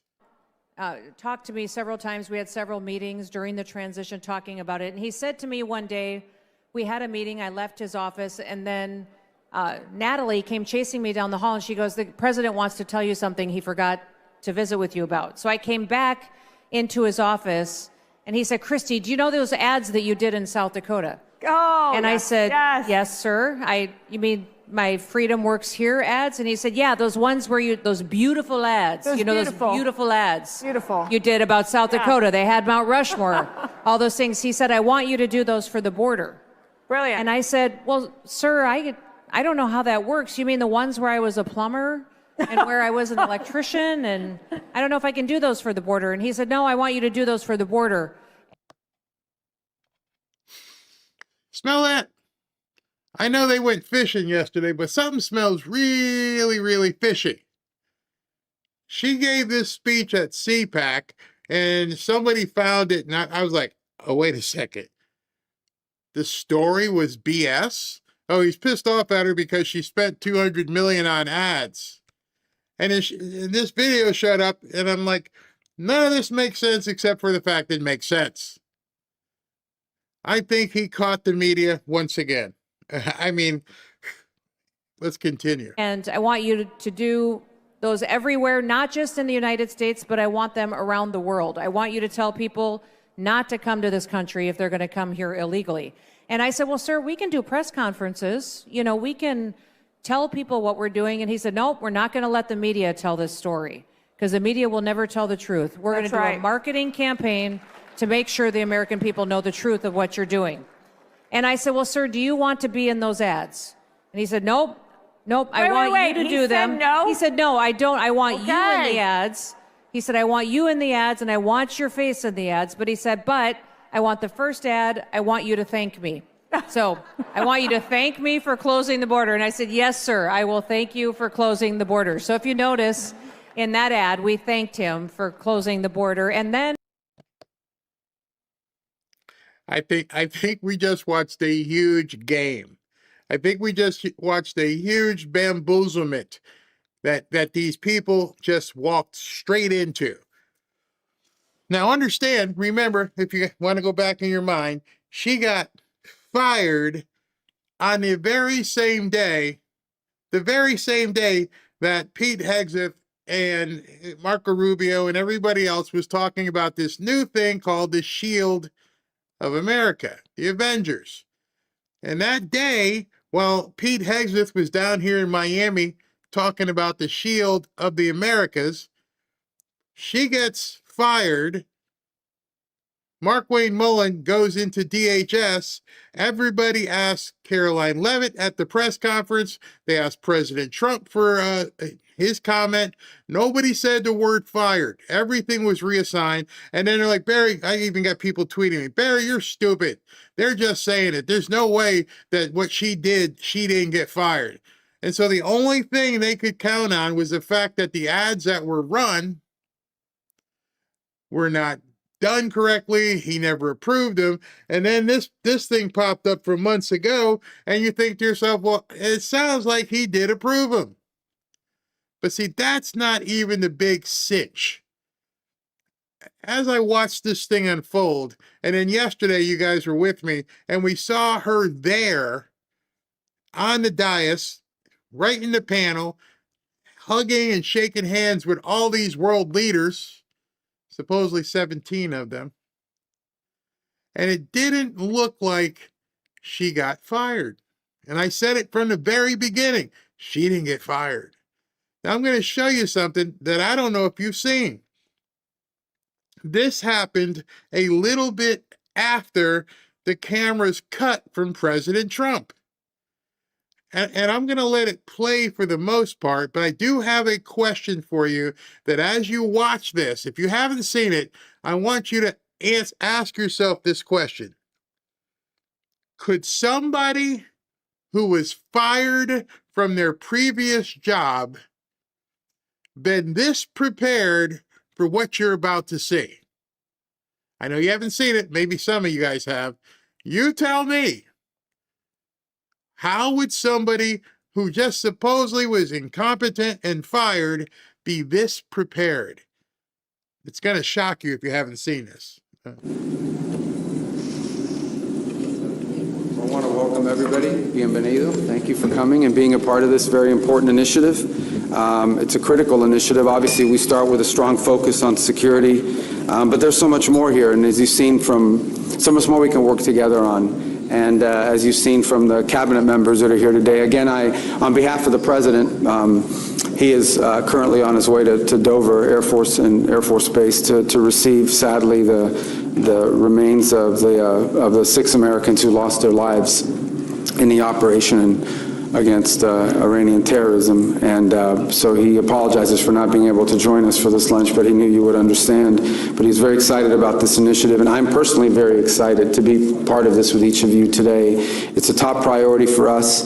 And while there are clearly a focus on the security of the hemisphere, as you can see from the representation in our cabinet, from trade to commerce to energy to treasury, and there is also a focus very strongly on the opportunities we have to work together economically. But you can't have economic progress without security. And as evidence of the president's strong commitment to this initiative, so that this is not just going to be something that we meet one time and have conversations and we meet once a year and put out a paper. We want it to be an issue of action. He has appointed Secretary Noem as the special envoy dedicated to this relationship. And you will see a lot of her. She'll be very involved with each of you at a personal level and on a daily and weekly and monthly level to ensure that what we talk about here today and the work we do together continues on, and we can build upon that. So I want to turn it over to our envoy who will be doing this, and she'll be running our program. And again, thank you really, truly for joining us in this, what I think is a very historic gathering of allies and friends, as I said in my comments earlier today, Secretary. All right. So Marco Rubio right now just said, I want to turn over the discussion to the person who's going to be running this. And I want you to look at the table in front of you. You're looking, there's Howard Lutnick, Secretary Rubio, Chris Wright, and on, and Scott Besson is there as well, and Mike Johnson there on the end. And he's turning it over to the person who's going to be running this. And as you know, there were leaders from across the world, at least the Western Hemisphere, and he said, she's going to be running this. So as you begin to listen right now, you say to yourself, wow, she acts like she's been getting ready for this the entire time. Listen what she says here. Well, thank you, Secretary Rubio. I appreciate all of you being here today and for making this a priority. First of all, I offer thanks to our president, who had the vision to bring all of you as world leaders here to have the conversation on not just protecting your countries, but also protecting your neighbors, and the shield of America is becoming a real vision. This is intended to be a group that works together to make sure that we're each defending our own sovereignty, we're each defending our own security and economic prosperity, but then also You notice she's not looking at a teleprompter, which means she had to have known the subject matter, the content. She was smart enough to understand and assimilate what she's going to be talking about. How does somebody who just got fired from another job all of a sudden have been prepared to make a speech to leaders from across the world if she wasn't already knowing where she was going to end up? Oh, by the way, she mentioned prosperity, so let me hit the button. Continuing to build on these relationships to ensure that we can do that in a way that's effective, defeating the enemies that we have amongst us in the cartel organizations, which our country has designated as foreign terrorist organizations. But then also by adding that security element, we have an opportunity then to have economic prosperity that blesses all of our people. So I do want to thank the president for creating this and for giving me the honor and the opportunity to serve as a special envoy to this region, to the Western Hemisphere. This Shield of Americas will be a powerful example to the rest of the world about what's possible. There's nothing like this happening today anywhere else in the world. And the way that we cooperate on our shared ideals of freedom and of democracy and safety and security will be a shining light to all of those who wish to be more like all of us. So my background is I'm a farmer and a rancher that served in government, in Congress as governor, and then as Secretary of Homeland Security. In the last year as Secretary of Homeland Security, we have focused on securing our border. We have transformed our country from one that was being invaded by enemies, millions of them that were coming in unvetted, that we didn't know who was there and who wished to harm us. We've secured that border. We've focused on removing public safety threats, and over 3 million people have been deported or removed from our country in the last year. Now understand, as she's talking to these world leaders, presidents of countries, they've seen the media. Oh my God, she got fired. She's incompetent. Oh, she's horrible. And here we are a couple days later, and she's sitting there telling you, okay, boys and ladies, here's what we're going to do, and here's who I am. You really think this happened in 2 days? You really think that President Trump put this entire event together, put this entire initiative together, got all these leaders together, planned it in Doral, announced it, and he just stuck somebody in there at the last minute? Hell no. This has been planned for quite some time. There is no way you just put some circle or peg into the board here at the last minute. You can even see when they were talking to people that they were hugging her. They all knew it was coming.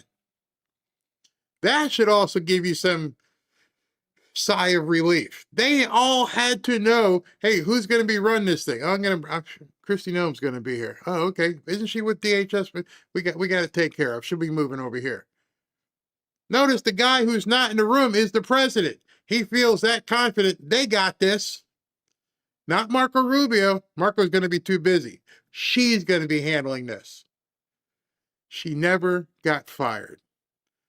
It didn't happen. They fooled the media once again. The media walked right into the trap. Bam, it closed on them.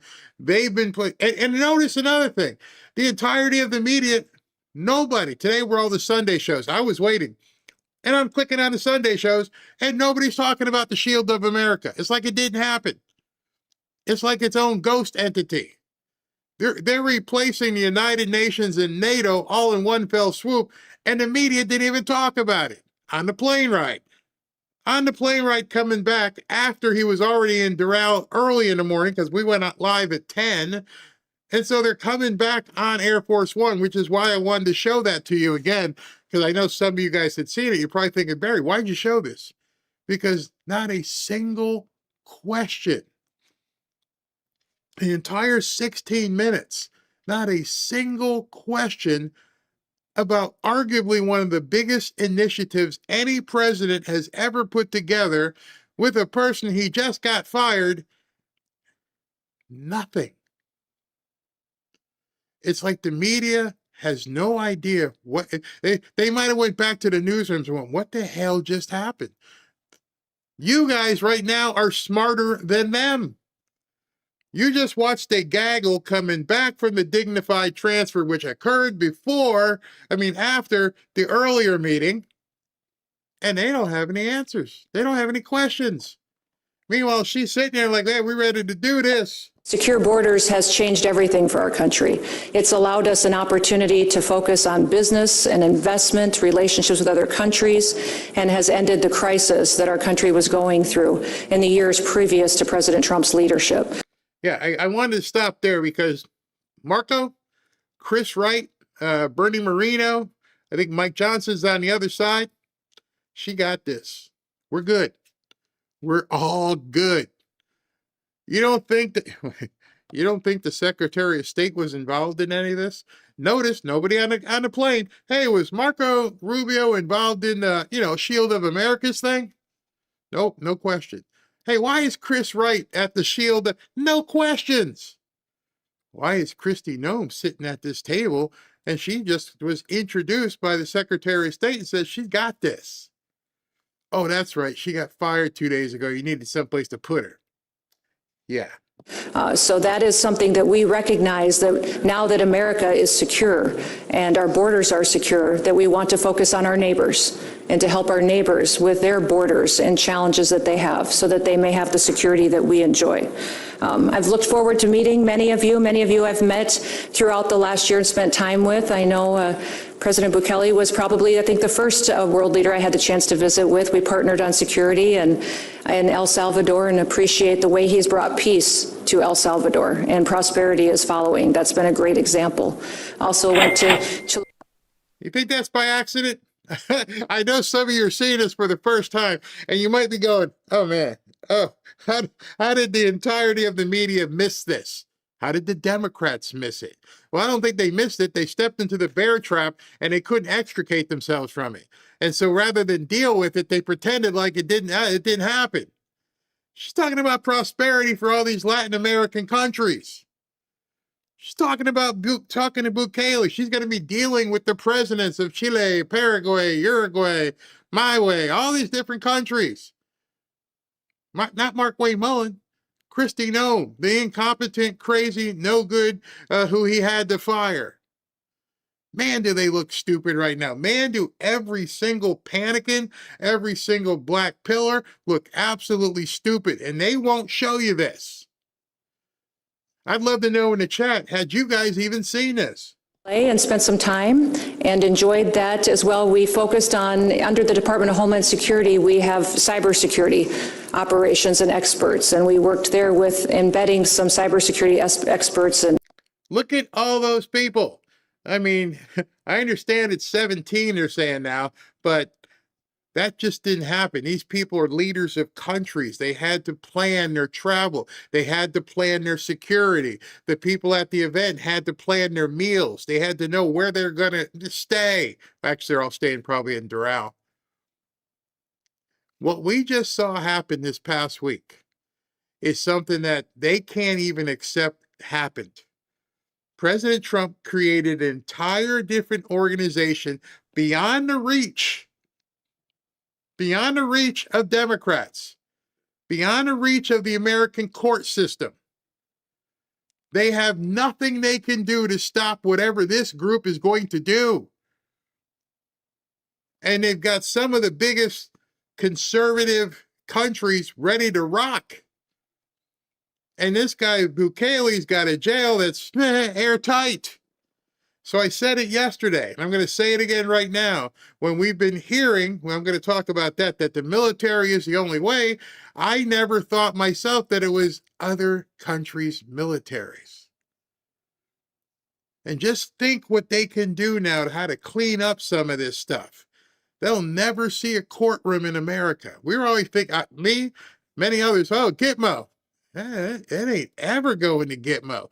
You are never going to see these people who get snatched up out of Mexico or out of some alley someplace. They're going to be in one of them countries. And you Democrats can't even intervene. You may not ever hear it. Think about that. Let that sink in. And understand that coalition that you're looking at right here, that group of people, each one of them has a military. Each one of them has judiciaries. Each one of them can work covertly. Now understand, if the Maryland man hadn't gone through the American judicial system, if they had found him someplace and snatched him off the street and put a black hood on his head, you'd never know where he went.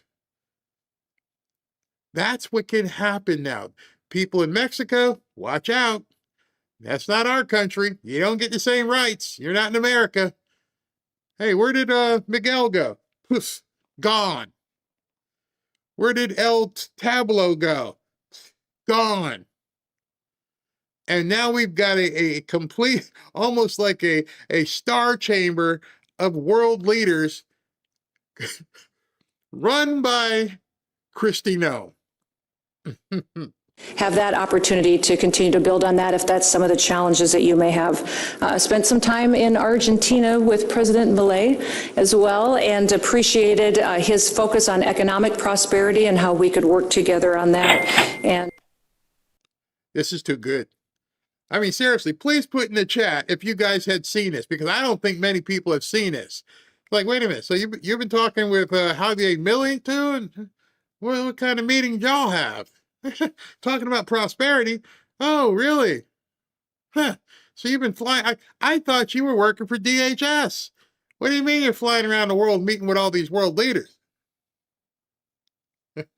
Of course, Ecuador has been very strong partners with all of us. We've worked on not just security and fighting cartels, but also making sure the drug trafficking is being addressed and we can build those relationships. I've been in many of your other countries working with your presidents and leaders, and hope to continue to build on that so that we could have candid conversations about what to do in the future. Our objectives are going to be to destroy the cartels. All right. So you're going to hear something in a couple of segments where people are like, we don't even know what Trump's doing. There's no objectives. But meanwhile, everybody keeps stating objectives. Well, the boss of the Avengers just said, hey, what's your plan? Destroy the cartels.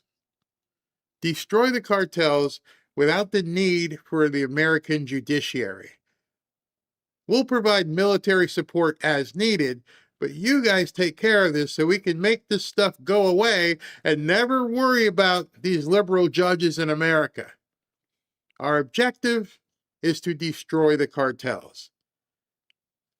Man, this is an amazing thing he put together, and nobody's talking about it. They can't. Imagine you're Schumer or Jeffries. There's nothing you can say to, well, Trump's putting his secret society together. Okay, so, and what's your point? Well, they're gonna like arrest people and disappear them. Now you get it. Y'all was saying disappear before. Now you're about to see some disappearing.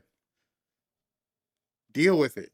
To go after these narco-terrorists that are destroying our people, killing our children and our grandchildren. We're also going to keep our adversaries at bay.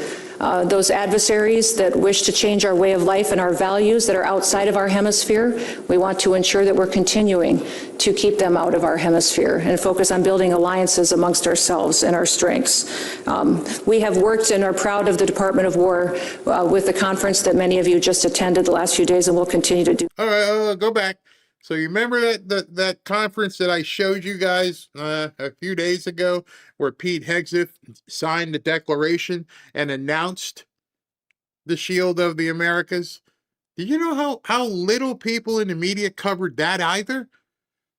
I'm thinking right now that people in the media heard about it, saw it, and went, shit, we can't touch this. We can't, no one's going to talk to us. Hey, Javier Milei, can you tell us about the Avengers here? Hey, get away. Hey, Mr. Bukele, can you tell us what you're going to be doing with the Adventures? Go away. It's complete radio silence. Hey, Christi Noem, can you tell us? F off. What are you going to do? No funding? We don't need your money. We don't need your judges. We don't need your politicians.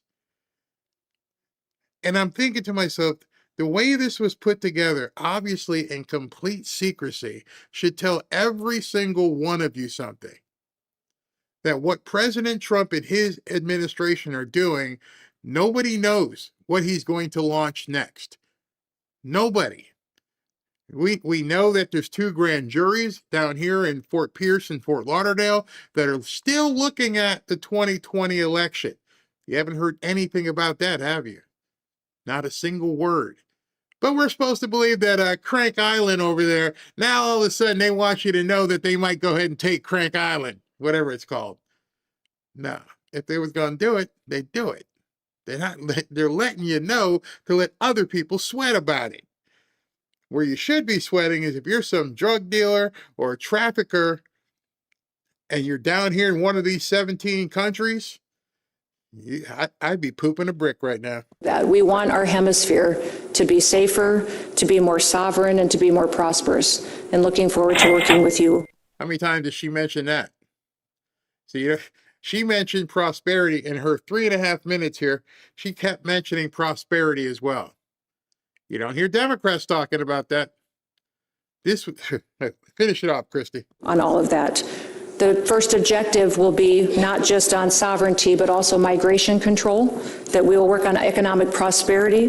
We'll have and reverse these harmful foreign influences that have come into many of our businesses, our technologies, and we've seen infiltrate different areas of our way of life. That will be my objective every day. I will, when the press leaves, give you all my personal cell phone numbers so that you can.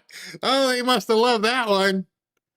Once we boot these people out of here, we can get down to business because there's stuff we're not going to even let them hear. And I loved how she smiled. When we get rid of them, I give you my personal cell phone number. Reach me at any time that you may need something, and we'll work together to continue to make sure that our relationship is a shield to the Americas, that this will be a Western Hemisphere that is better, safer, more prosperous, and more free because of the leadership that all of you provide. So thank you to Secretary Rubio for hosting this and having the vision to bring us all together. I think this will be something that for years to come will bring more security to our nations. All right, well, thank you. We'll ask our friends and not friends to leave. Get out. You got to hear that for free. Now you got to get out of here. You ain't got to go home, but you got to get the hell out of here. We're going to talk business.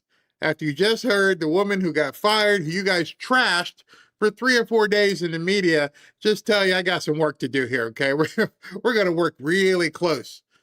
Excuse me, are you a government employee? None of your business. Are you going to act? None of your business. See, I don't even know at this point under what auspices this operation has been put together. Is it a State Department operation? Is it a military operation? See, that's the homework I'm going to have to dig into. How was it even put together? No stories, nothing. It was completely done in secret for obviously at least for months, possibly for years. President Trump at that event said, I've been staging things for the last 4 years. This may have been the brainchild of Stephen Miller. That's why Tom Tillis wants Stephen Miller. I don't know. Stephen Miller spoke at the first event, which I showed you guys. So what you just saw, in no uncertain terms, was a new clandestine government operation, agency, initiative that nobody knows about, that nobody has any control of, that is beyond the reach of Democrats, is beyond the reach of the United States judiciary, and good luck with that if you're a bad guy. And she is going to be running it. You see, I almost think he moved her because he trusted her even more. I need somebody in here who I know for sure is lockstep with me, and I can trust is not going to be a blabbermouth. So I don't want her a part of DHS government. I want her sitting right next to this guy. It's over. Marco Rubio. That's who I want her next to. And I was floored because when I found, and that literally happened after the first speech. I'm like, nobody stayed and had any questions for that. It's crazy. And 4 on the 4 says, once again, the media looks like a bunch of dopes. Yep. This is a new NGO, non-government. Yeah, but how's it being funded? Let's see here. DJ will one up Teddy Roosevelt. Oh, it definitely goes into the Monroe or the Donroe doctrine. It said that Christi is Wonder Woman. I mean, you saw it for yourself. I mean, if you think otherwise, let me know. Let me know if you've ever known anybody who got fired because they're incompetent and they lost trust. That's all the things that they were saying about her and President Trump. Now you're seeing what she's going to be doing. I'm like, I would never put I wouldn't even consider putting somebody in a position like that who I didn't trust. Ain't gonna happen. Yeah, I remember saying, somebody asked me that. Somebody said, remember when you used to say she's been very quiet? Yep. Now we know why. This didn't happen in a vacuum. This happened. They've been planning this for quite some time. And maybe that's why the Democrats aren't saying anything. Because now they know there's really nothing they can say. And they've been had. They've been absolutely been had. So now you guys know you can talk about it, tell your friends, family members, or not. You want to keep it quiet, that's okay. I have to figure out to start digging in and start figuring out how did they do this? Who's funding it? And notice where it took place. Didn't take place in Washington. Didn't take place in a congressional building. Nope. It took place at a hotel in Miami. Excuse me. Cuba. Hey, Cuba.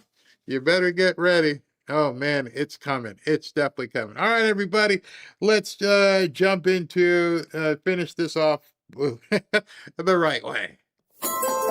No man should ever enter where we are going. Beware what lurks in the depths of the libtard zone.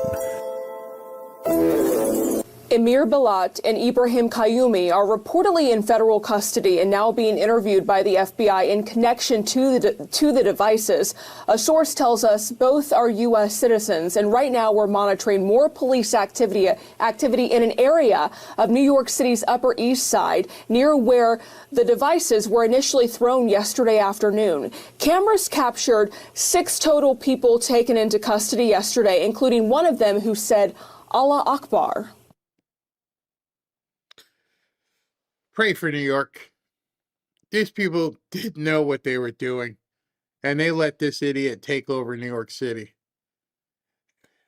Let me show you something. I posted this myself. I said, I could be wrong, but Mandami is covering for those kind of people in New York. He wrote this. Knowing what you just heard, these guys were getting ready. You're going to hear more about it, them throwing IEDs and stuff. This is what the mayor of New York City had to say. Yesterday, white supremacist Jake Lang organized a protest outside Gracie Mansion rooted in bigotry and racism. Such hate has no place in New York City. Surprise! It's an affront to our city's values and the unity that defines who we are. What followed was even more disturbing. Violence at a protest is never acceptable. The attempt to use an explosive device and hurt others is not only criminal, it is reprehensible and the antithesis of who we are. Hey, Mandami, who tried to do it? No names, no reference to their intolerance, no reference at all to, who they might be. You sure enough said something about Jake Lang, but you didn't even mention a word, not a single word, referencing those people. Instead, he goes on, I want to thank the brave men and women of the NYPD who acted quickly to keep New Yorkers safe. Who are they keeping them safe from, Mandami? You want to tell people? Our officers ran towards danger without hesitation, demonstrating once again the courage and dedication it takes to protect this city every single day. My administration is closely monitoring the situation, and I remain in close contact with our police commissioner. So you have any idea whatsoever who possibly could have done this? What group of people would ever want to try to do something like this in New York City? Not one word. Nothing. New York, you're toast. Allahu Akbar. Allahu Akbar. Yes, somebody. The confirmed IED thrown yesterday outside Gracie Mansion happened during a clash of protest. The initial protest was called, quote, Stop the Islamic Takeover of New York City, Stop New York City Public Muslim Prayer, end quote. Multiple sources telling CNN that both men that were arrested following these protests in relation to those two explosive devices admitted to having been inspired by ISIS. Now, I also want to ask Mayor Mandami, who might be inspired by ISIS? Any idea? The white supremacist guy? Probably not. You understand, you defined him. He's a racist, white supremacist. Who are the other guys? Any description whatsoever? Any adjectives you want to apply to the other guys? No.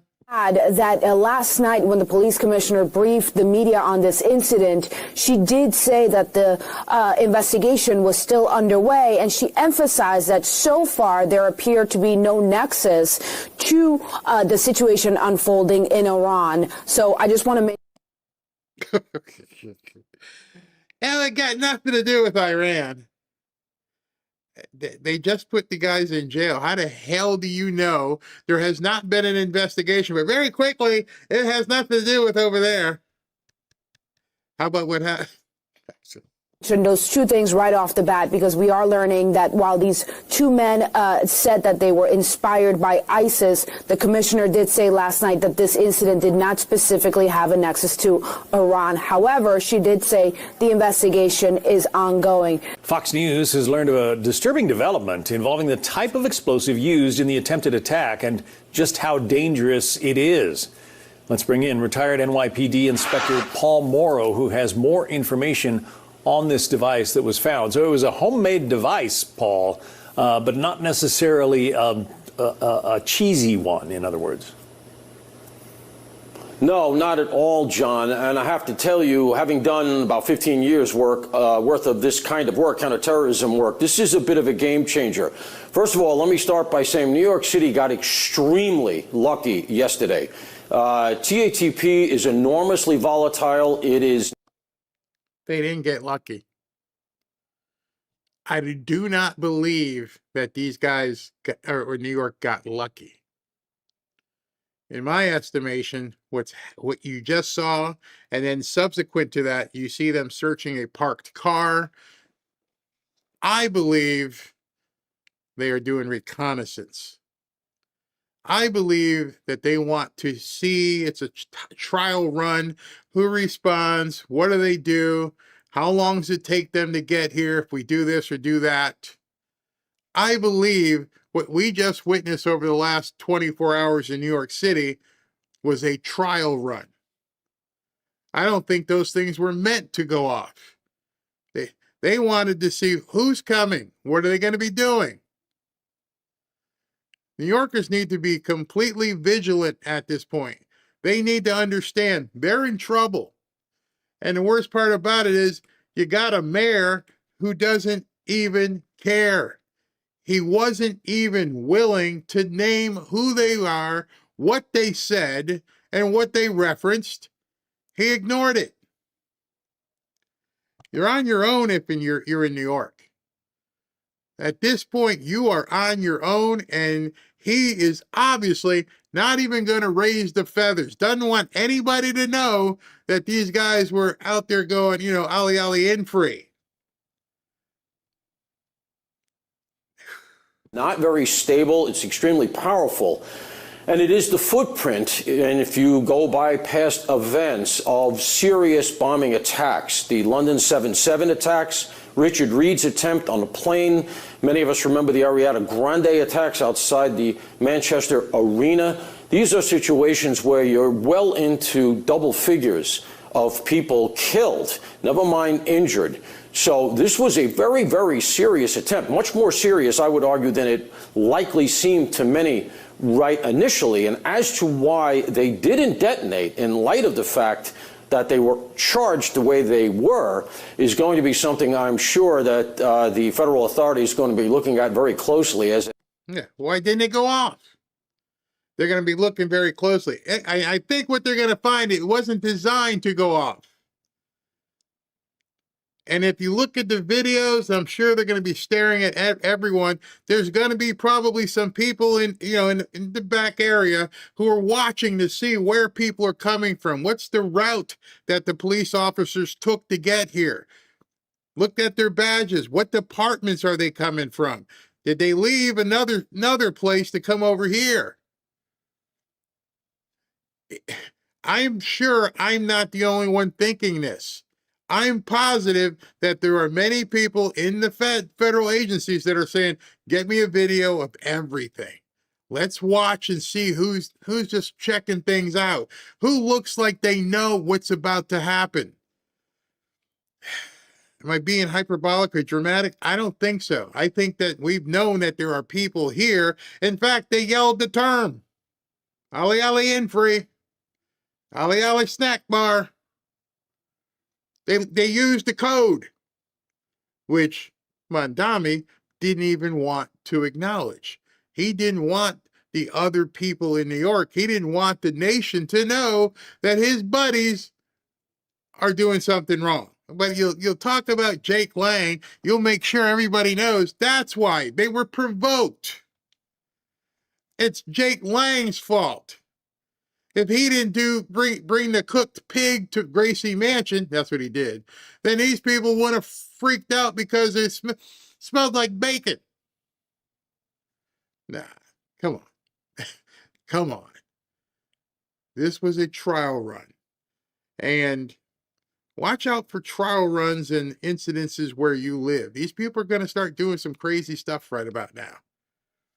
And I feel bad for the people in New York, because if the fuse had gone, they would have dozens of people. They investigate these two perps. Yeah, and hats off to the New York City Police Department for running in and stopping those attacks. They didn't just run away or go to a place of safety. Absolutely. I mean, when you look at, they didn't know what they were into there. All they saw was something that was smoking. For all they know, this thing is extremely powerful, but they ran towards it. Look, that's what your instincts are as a police officer. That's what you're supposed to do, but that doesn't mean it is any less heroic. So hats off to those guys, and thank God the devices didn't detonate. It really comes down to now, why? Was it an incomplete chemical formula? Were somehow or other the balances off? You know, the mixture was a little bit too much of this, a little bit less of that. It's not a simple thing to make correctly, very clearly, and it's also extremely dangerous to handle. So this really could have been a much worse situation. So where did they get it? I mean, is TATP something that you can, go to a hardware store and buy the chemicals and make, or is it something they probably brought in from somewhere else? No, you can make you can get the chemicals, but you got to know how to mix them. You got to know how to mix them in the right proportions. And as I said, it's a volatile substance, and the footprint for this kind of thing previously has been the major terrorist organizations that we contended with for so long after 9/11. I'm talking about things like Al-Qaeda and ISIS. And as far as I can remember, John, and I'm taxing my memory, I don't recall it ever being attempted here on the continental United States. If you are in my old job, this is a very, very big deal. My understanding is that the devices are in federal custody, likely en route, I would imagine, to the FBI lab in Quantico, or perhaps the big lab that they have with the ATF in Alabama, and they'll be doing a very deep forensic on it. The NYPD bomb squad would have done the initial work on it. They would have deconstructed the devices, rendering them safe for handover to the feds here after x-raying them. That's what took a little bit of time. But look, the police commissioner's office has been pretty transparent. They came right out and told us, hey, these were very powerful, viable devices. This could have been a lot worse. But I would argue that the fact that they were charged with some version of TATP, which for whatever reason didn't detonate, and we may find out one of the cops on the scene literally pulled the fuse out. Yeah. So, you know, some of the story remains incomplete, but wow, this is a big deal. It's a huge deal, an absolutely huge deal. And the only good thing in this is that the feds have taken control of it. So it's not going to be New York City. Hold on. SV just sent me a quick update on something. Let me check this out. What's this? I'll have to pull it up. Okay. He says more. Wait 1 second. Let me see what he just sent me, in case it goes in line with what we've been talking about. Hold on 1 second. And he says, oh wow, this should be pretty cool. Says a clear angle of the attempted bomber in New York City shows a hero New York police officer lunging over the barricades to run after him. This officer makes the pursuit while it's actively lit. And here's the guy lighting it. Here comes the police, and the cop just dives over the barricade to get it. Man. Be careful, people. Be very, very careful. All right, let's continue. I think the big question is, why did we get into this war? What are our strategic objectives? Because they shift every day. And what is the plan to get out of this conflict? The American people don't want to see billions of dollars being spent to bomb Iran in the Middle East, while at the same period of time, my Republican colleagues and this president are unwilling to spend a dime to lower their grocery bills, spend a dime to actually make it more affordable to go see a doctor, or do anything about this affordability crisis that is very real in the United States of America. What an idiot. What an absolute idiot. That's all you got? And these Americans that you keep referring to, are these the same Americans who just watched as you guys spent money, stole money, who saw Minnesota get gazillions dollars robbed so your Democrat Somali friends could do whatever they want? Those are the same Americans who are worried about additional prices on gas? Were they not complaining about that other stuff? Just now, they're concerned because of what's happening in Iran, that we're not going to be able to make ends meet. Newsflash, your Democrat people stole so much money. How much money did you give Ukraine? How much money did you give the Somalis? How much money, how many different benefit packages did you give the newcomers? No, your people have brain damage, complete brain damage. No imminent threat to the United States. Matter of fact, there was not even an imminent threat to Israel. But how do This is when the Israel nuts come out. There wasn't even an imminent threat to Israel. He said that with a straight face on a Sunday news talk show. Dude, Israel's always 24/7, 365. They're always under an imminent threat. There is no non-threat between Iran and Israel. And in regards to America, I'm pretty sure they've been saying death to America for quite some time. What the hell are you talking about?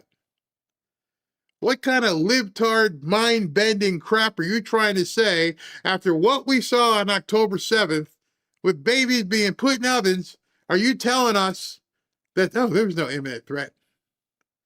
What an idiot.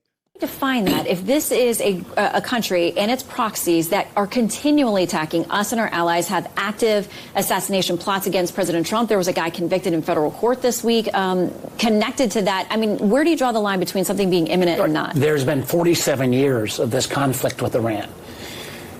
There have been that pressure for much of the time.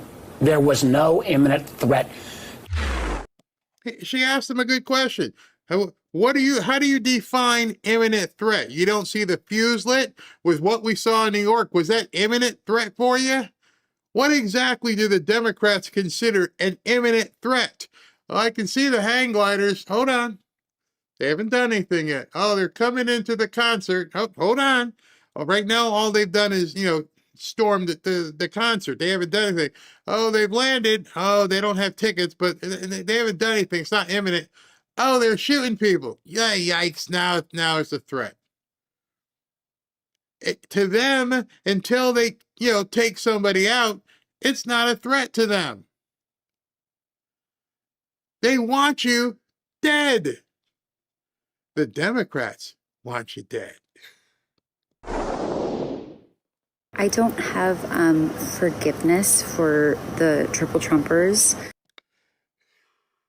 Man, I remember when I was in the music biz and I used to listen to country artists, and I used to think, the country music was going to be the last thing that these people would attack. I watched them come in and attack football, and I thought to myself, yeah, at least we got country music.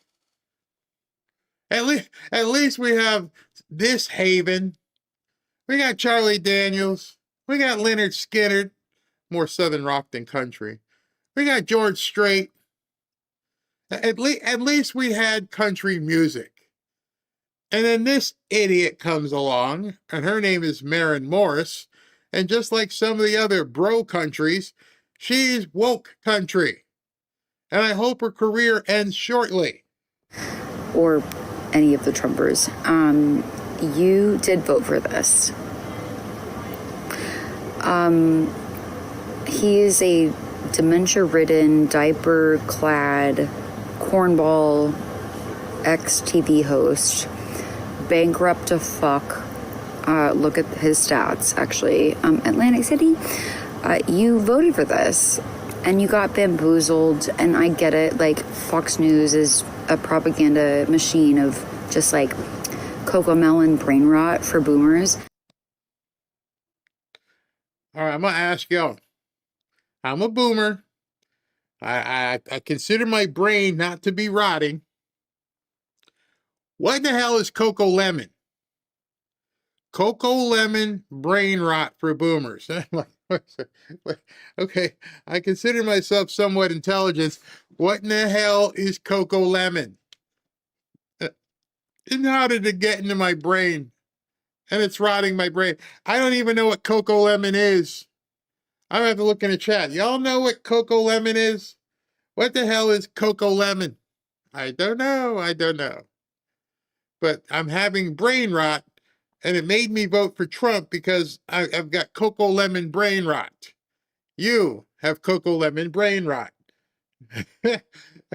Looking at the comments, nobody seems to know what in the hell is Coco Lemon. But, like, this is literally the result of employing and voting for losers. And Pete Hegseth, oh my God, girl, his alcoholic sideburns, you're done. I'm not gay, but I'm confident in myself to say that Pete Hegseth is a good-looking dude. He's put together, he's fit, and he's not an ugly guy. And most of the time when I've done Pete Hegseth's, speeches, some of the ladies in here are like, damn, he's good looking. So I don't know how she looked at Pete Hegseth and said, yeah, he's got a sideburns. What in the hell is she talking about? Oh, Coco Lemon is, I'll take my brain rot. You guys are funny. All right, so if that wasn't bad enough, I'm sure many of you seen this. I'm going to close with this. And I want you, as you watch this, to understand there are people that we call, panicans and black pillars. There are people who say we are losing, who say there's no way out. The Trump has lost the midterms. There's no way out. And the only thing I want you to keep in mind is, do winners sound like this? Look, you fat Trump, if you listen to this, you listen good, because what I'm getting ready to say is what a lot of people in this country speak for, who I speak for. And I speak for a lot of people. You hear me, you fat asshole? This is what we believe. You're right. I got Trump derangement syndrome. I hate the motherfucker. And you know what? I don't want to get rid of it. Damn, dude, go see a doctor. But, just wanted to interrupt him because I've never known anybody who's winning who looks like that, who's that angry. I've never met winners this angry. I got TDS and I like it. I want some more of that. Okay.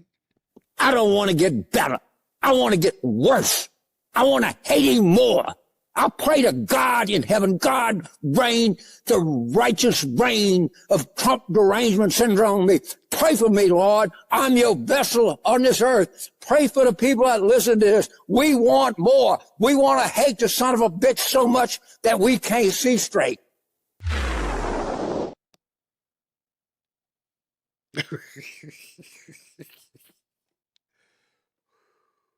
We're losing.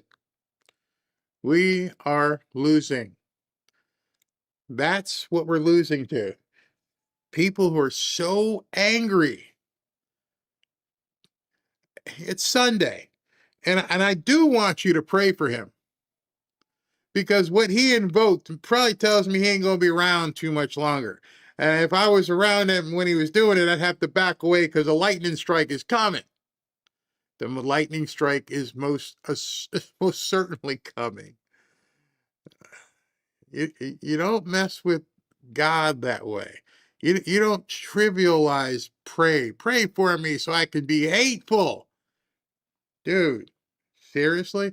That tells me you don't really understand what you're saying.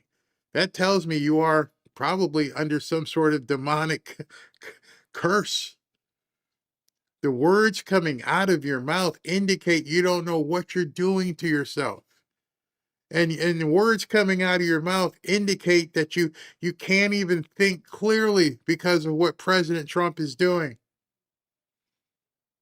And what the scariest part of what he and Marin Morris are saying is it's infectious. There's so many Democrats saying that stuff. Over and over and over, we can hear them saying nasty, demonic, satanic crap like that. And yet we're supposed to think they're winning? No, that's not how winning looks. This is how winning looks. We're going to win so much, you may even get tired of winning. And you'll say, please, please, it's too much winning. We can't take it anymore. Mr. President, it's too much. And I'll say, no, it isn't. We have to keep winning. We have to win more. We're going to win more. You see, the faces of the people behind President Trump are smiling. They're happy. This is the guy they've chosen. This is the guy we've decided to support and follow. We're not screaming. We're not praying for delusion. We're not accepting TDS, any disease, as being from God. You are asking God to give you more disease and mental issues. And now you may be doing some performance art. You may be just trying to be cool on X. But there are some deranged people out there who are going to see James Carville saying that, and they will believe that's how we should be right now. Those are the people we need to be praying for. The susceptible, gullible idiots that follow Democrats like Marin Morris and James Carville. I remember when Obama won. Don't remember screaming into a camera. Don't remember making any videos. Tell me I want more TDS or OBS, whatever it was back then. Nope, went about my life. You went about your life. You weren't like this. There's something wrong with these people. And they're being led by people like James Carville and Maren Morris who are just stirring up their insanity. And the thing I want to impart with you is that's not winning. If they were winning, you wouldn't be reacting that way. And so be very careful around these nuts and the people who actually listen to them, because we can sit out there and just laugh like, wow, dude, you've lost it. But there's some people who are completely watching this and listening to people like Maren Morris. And God, man, there's just so many of these nuts out there. Crazy, crazy. Let me show you one last thing. And I wanted to bring this to your attention because it was very interesting. President Trump, or rather the White House, posted this. And the White House posted, ICYMI. In case you missed it, Patriots are in control. And I wrote, IYK, if you know, you know. And people are like, no, I don't know. What the hell's going on? Well, it's going to require you doing some digging on your part because there's a lot of stuff happening. And it involves that 17th letter, which a lot of people don't want to talk about. And I wanted to show you this post by Clandestine because there are two possibilities. Trump and his admin have no idea that they have been repeatedly sharing Q phrases and memes. Or B, Trump and his admin absolutely know that they've been repeatedly sharing Q phrases and memes. What you believe is up to you, which it is. It's true. But the reality is Trump and his administration share Q memes all the time. Most people just brush it off and say it's just a coincidence. And as I've said many a times, there's no such thing as a coincidence. That Trump is just an oblivious old man on his phone that has no idea what he is sharing. However, this argument has lost validity because it keeps happening over and over again. Even from official White House and Trump admin pages. If this was a mistake, it has gone uncorrected and continues to happen, which is highly improbable. I will say not borderline impossible. I will say it would be impossible for this just to be a mistake. Are you willing to entertain the mathematical probability that this is not an accident? And he shows it. There is something that is happening that I can't answer for you, that I'm seeing it, and many of us have seen what's been said and different things that are being posted by the president and the White House administration. Too many things for them to be coincidences. Are they just making mistakes? Do they not really know what that means? No. I think after what we've seen with the Shield of America, that we can feel very confidently that they know what the heck they're posting. And so again, it's up to you. It's up to you to educate yourself or not. It's up to you when you recognize what gets posted to go, whoa, whoa. Did they just post that? Yeah, they just posted it. Crazy, crazy, crazy times. Crazy times. All right, tomorrow President Trump is going to be down here again. He's got a 3:30 and a 4 o'clock event. I think the 4 o'clock event is on camera. So if that's the case, what I plan on doing is going live probably sometime, depending on the schedule, 3:30, and we'll take President Trump's speech or remarks that he gives to the council. Then I won't know until tomorrow night because I have to make sure that I can get the rights and everything else. But if I can get the rights, we will be doing a second show tomorrow night, and we will be showing the Melania movie. So stay tuned. I know some of you guys have been anxiously waiting. I kind of dropped a hint the other day, but if I can get clearance, I will do the Melania movie tomorrow night. Let's say about 8 o'clock after so we'll have two shows late in the day. We're gonna wait until like 3 o'clock or so. We'll do President Trump and his speech, and then if everything works out, we'll be doing the Melania movie tomorrow night. It's supposedly dropping at 9. I mean, not 9, on the 9th, which is tomorrow. All right, let's look at some super chats here. If we're talking about it, then what must China be thinking? China's thinking we need to make sure we're covered. If we have to buy the oil from Trump, we'll buy it from Trump. Tommy Juanito Janico. Good afternoon, Barry. I'm totally over Obama, Biden, and Harris for their disgusting display at the Jesse Jackson funeral. Even though his son said not to do anything political, they didn't care.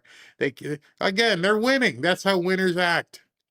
Good to hear from you. Nicholas Lamonicus, 98% of our problem is the media, including Fox. The exception is One America News. Your channel is my go-to source for news. Thank you very much.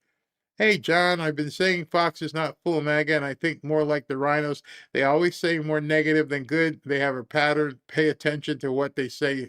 Yeah. And then they always cut away. They don't show him talking. Chiosop, Noem's experience with ICE will get the cartels. Yeah, I'm sure she shared information. Peter, again, DJT, along with Noem, made the Democrats look like complete fools and proving that they have a collective IQ of a potato chip.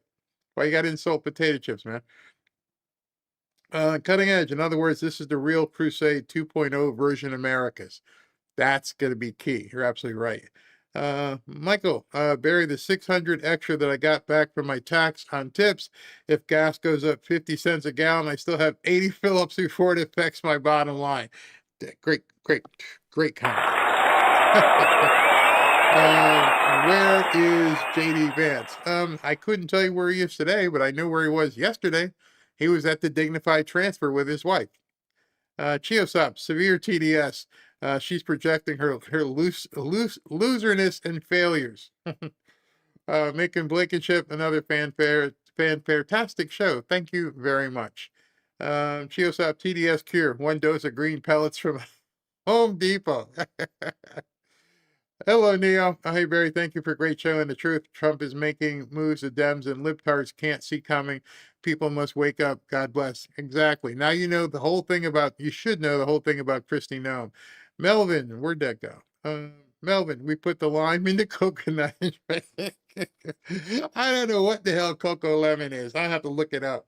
Tinley, can you get the new "We win so much you're going to get tired" from Trump's latest rally? I remember he did it again. I have to find it. Peter, James drank all the Coco Lemon. What the hell is Coco Lemon? Is it a drink? I don't even know what it is. Lele, thank you. And this one is from Mary Kellums. Oh, there it is. Coco Melon is a kid show. My granddaughters love it. So if Coco Melon is a kid show, how the hell is she saying it's rotting our brain? I ain't watching no Coco Melon. I don't even know what the hell Coco Lemon is. That was pretty stupid. Pretty stupid. All right, everybody, have a great rest of your Sunday evening. We got through with no technical difficulties. Once again, thank you very much. Here's the after party. We'll talk to you guys tomorrow.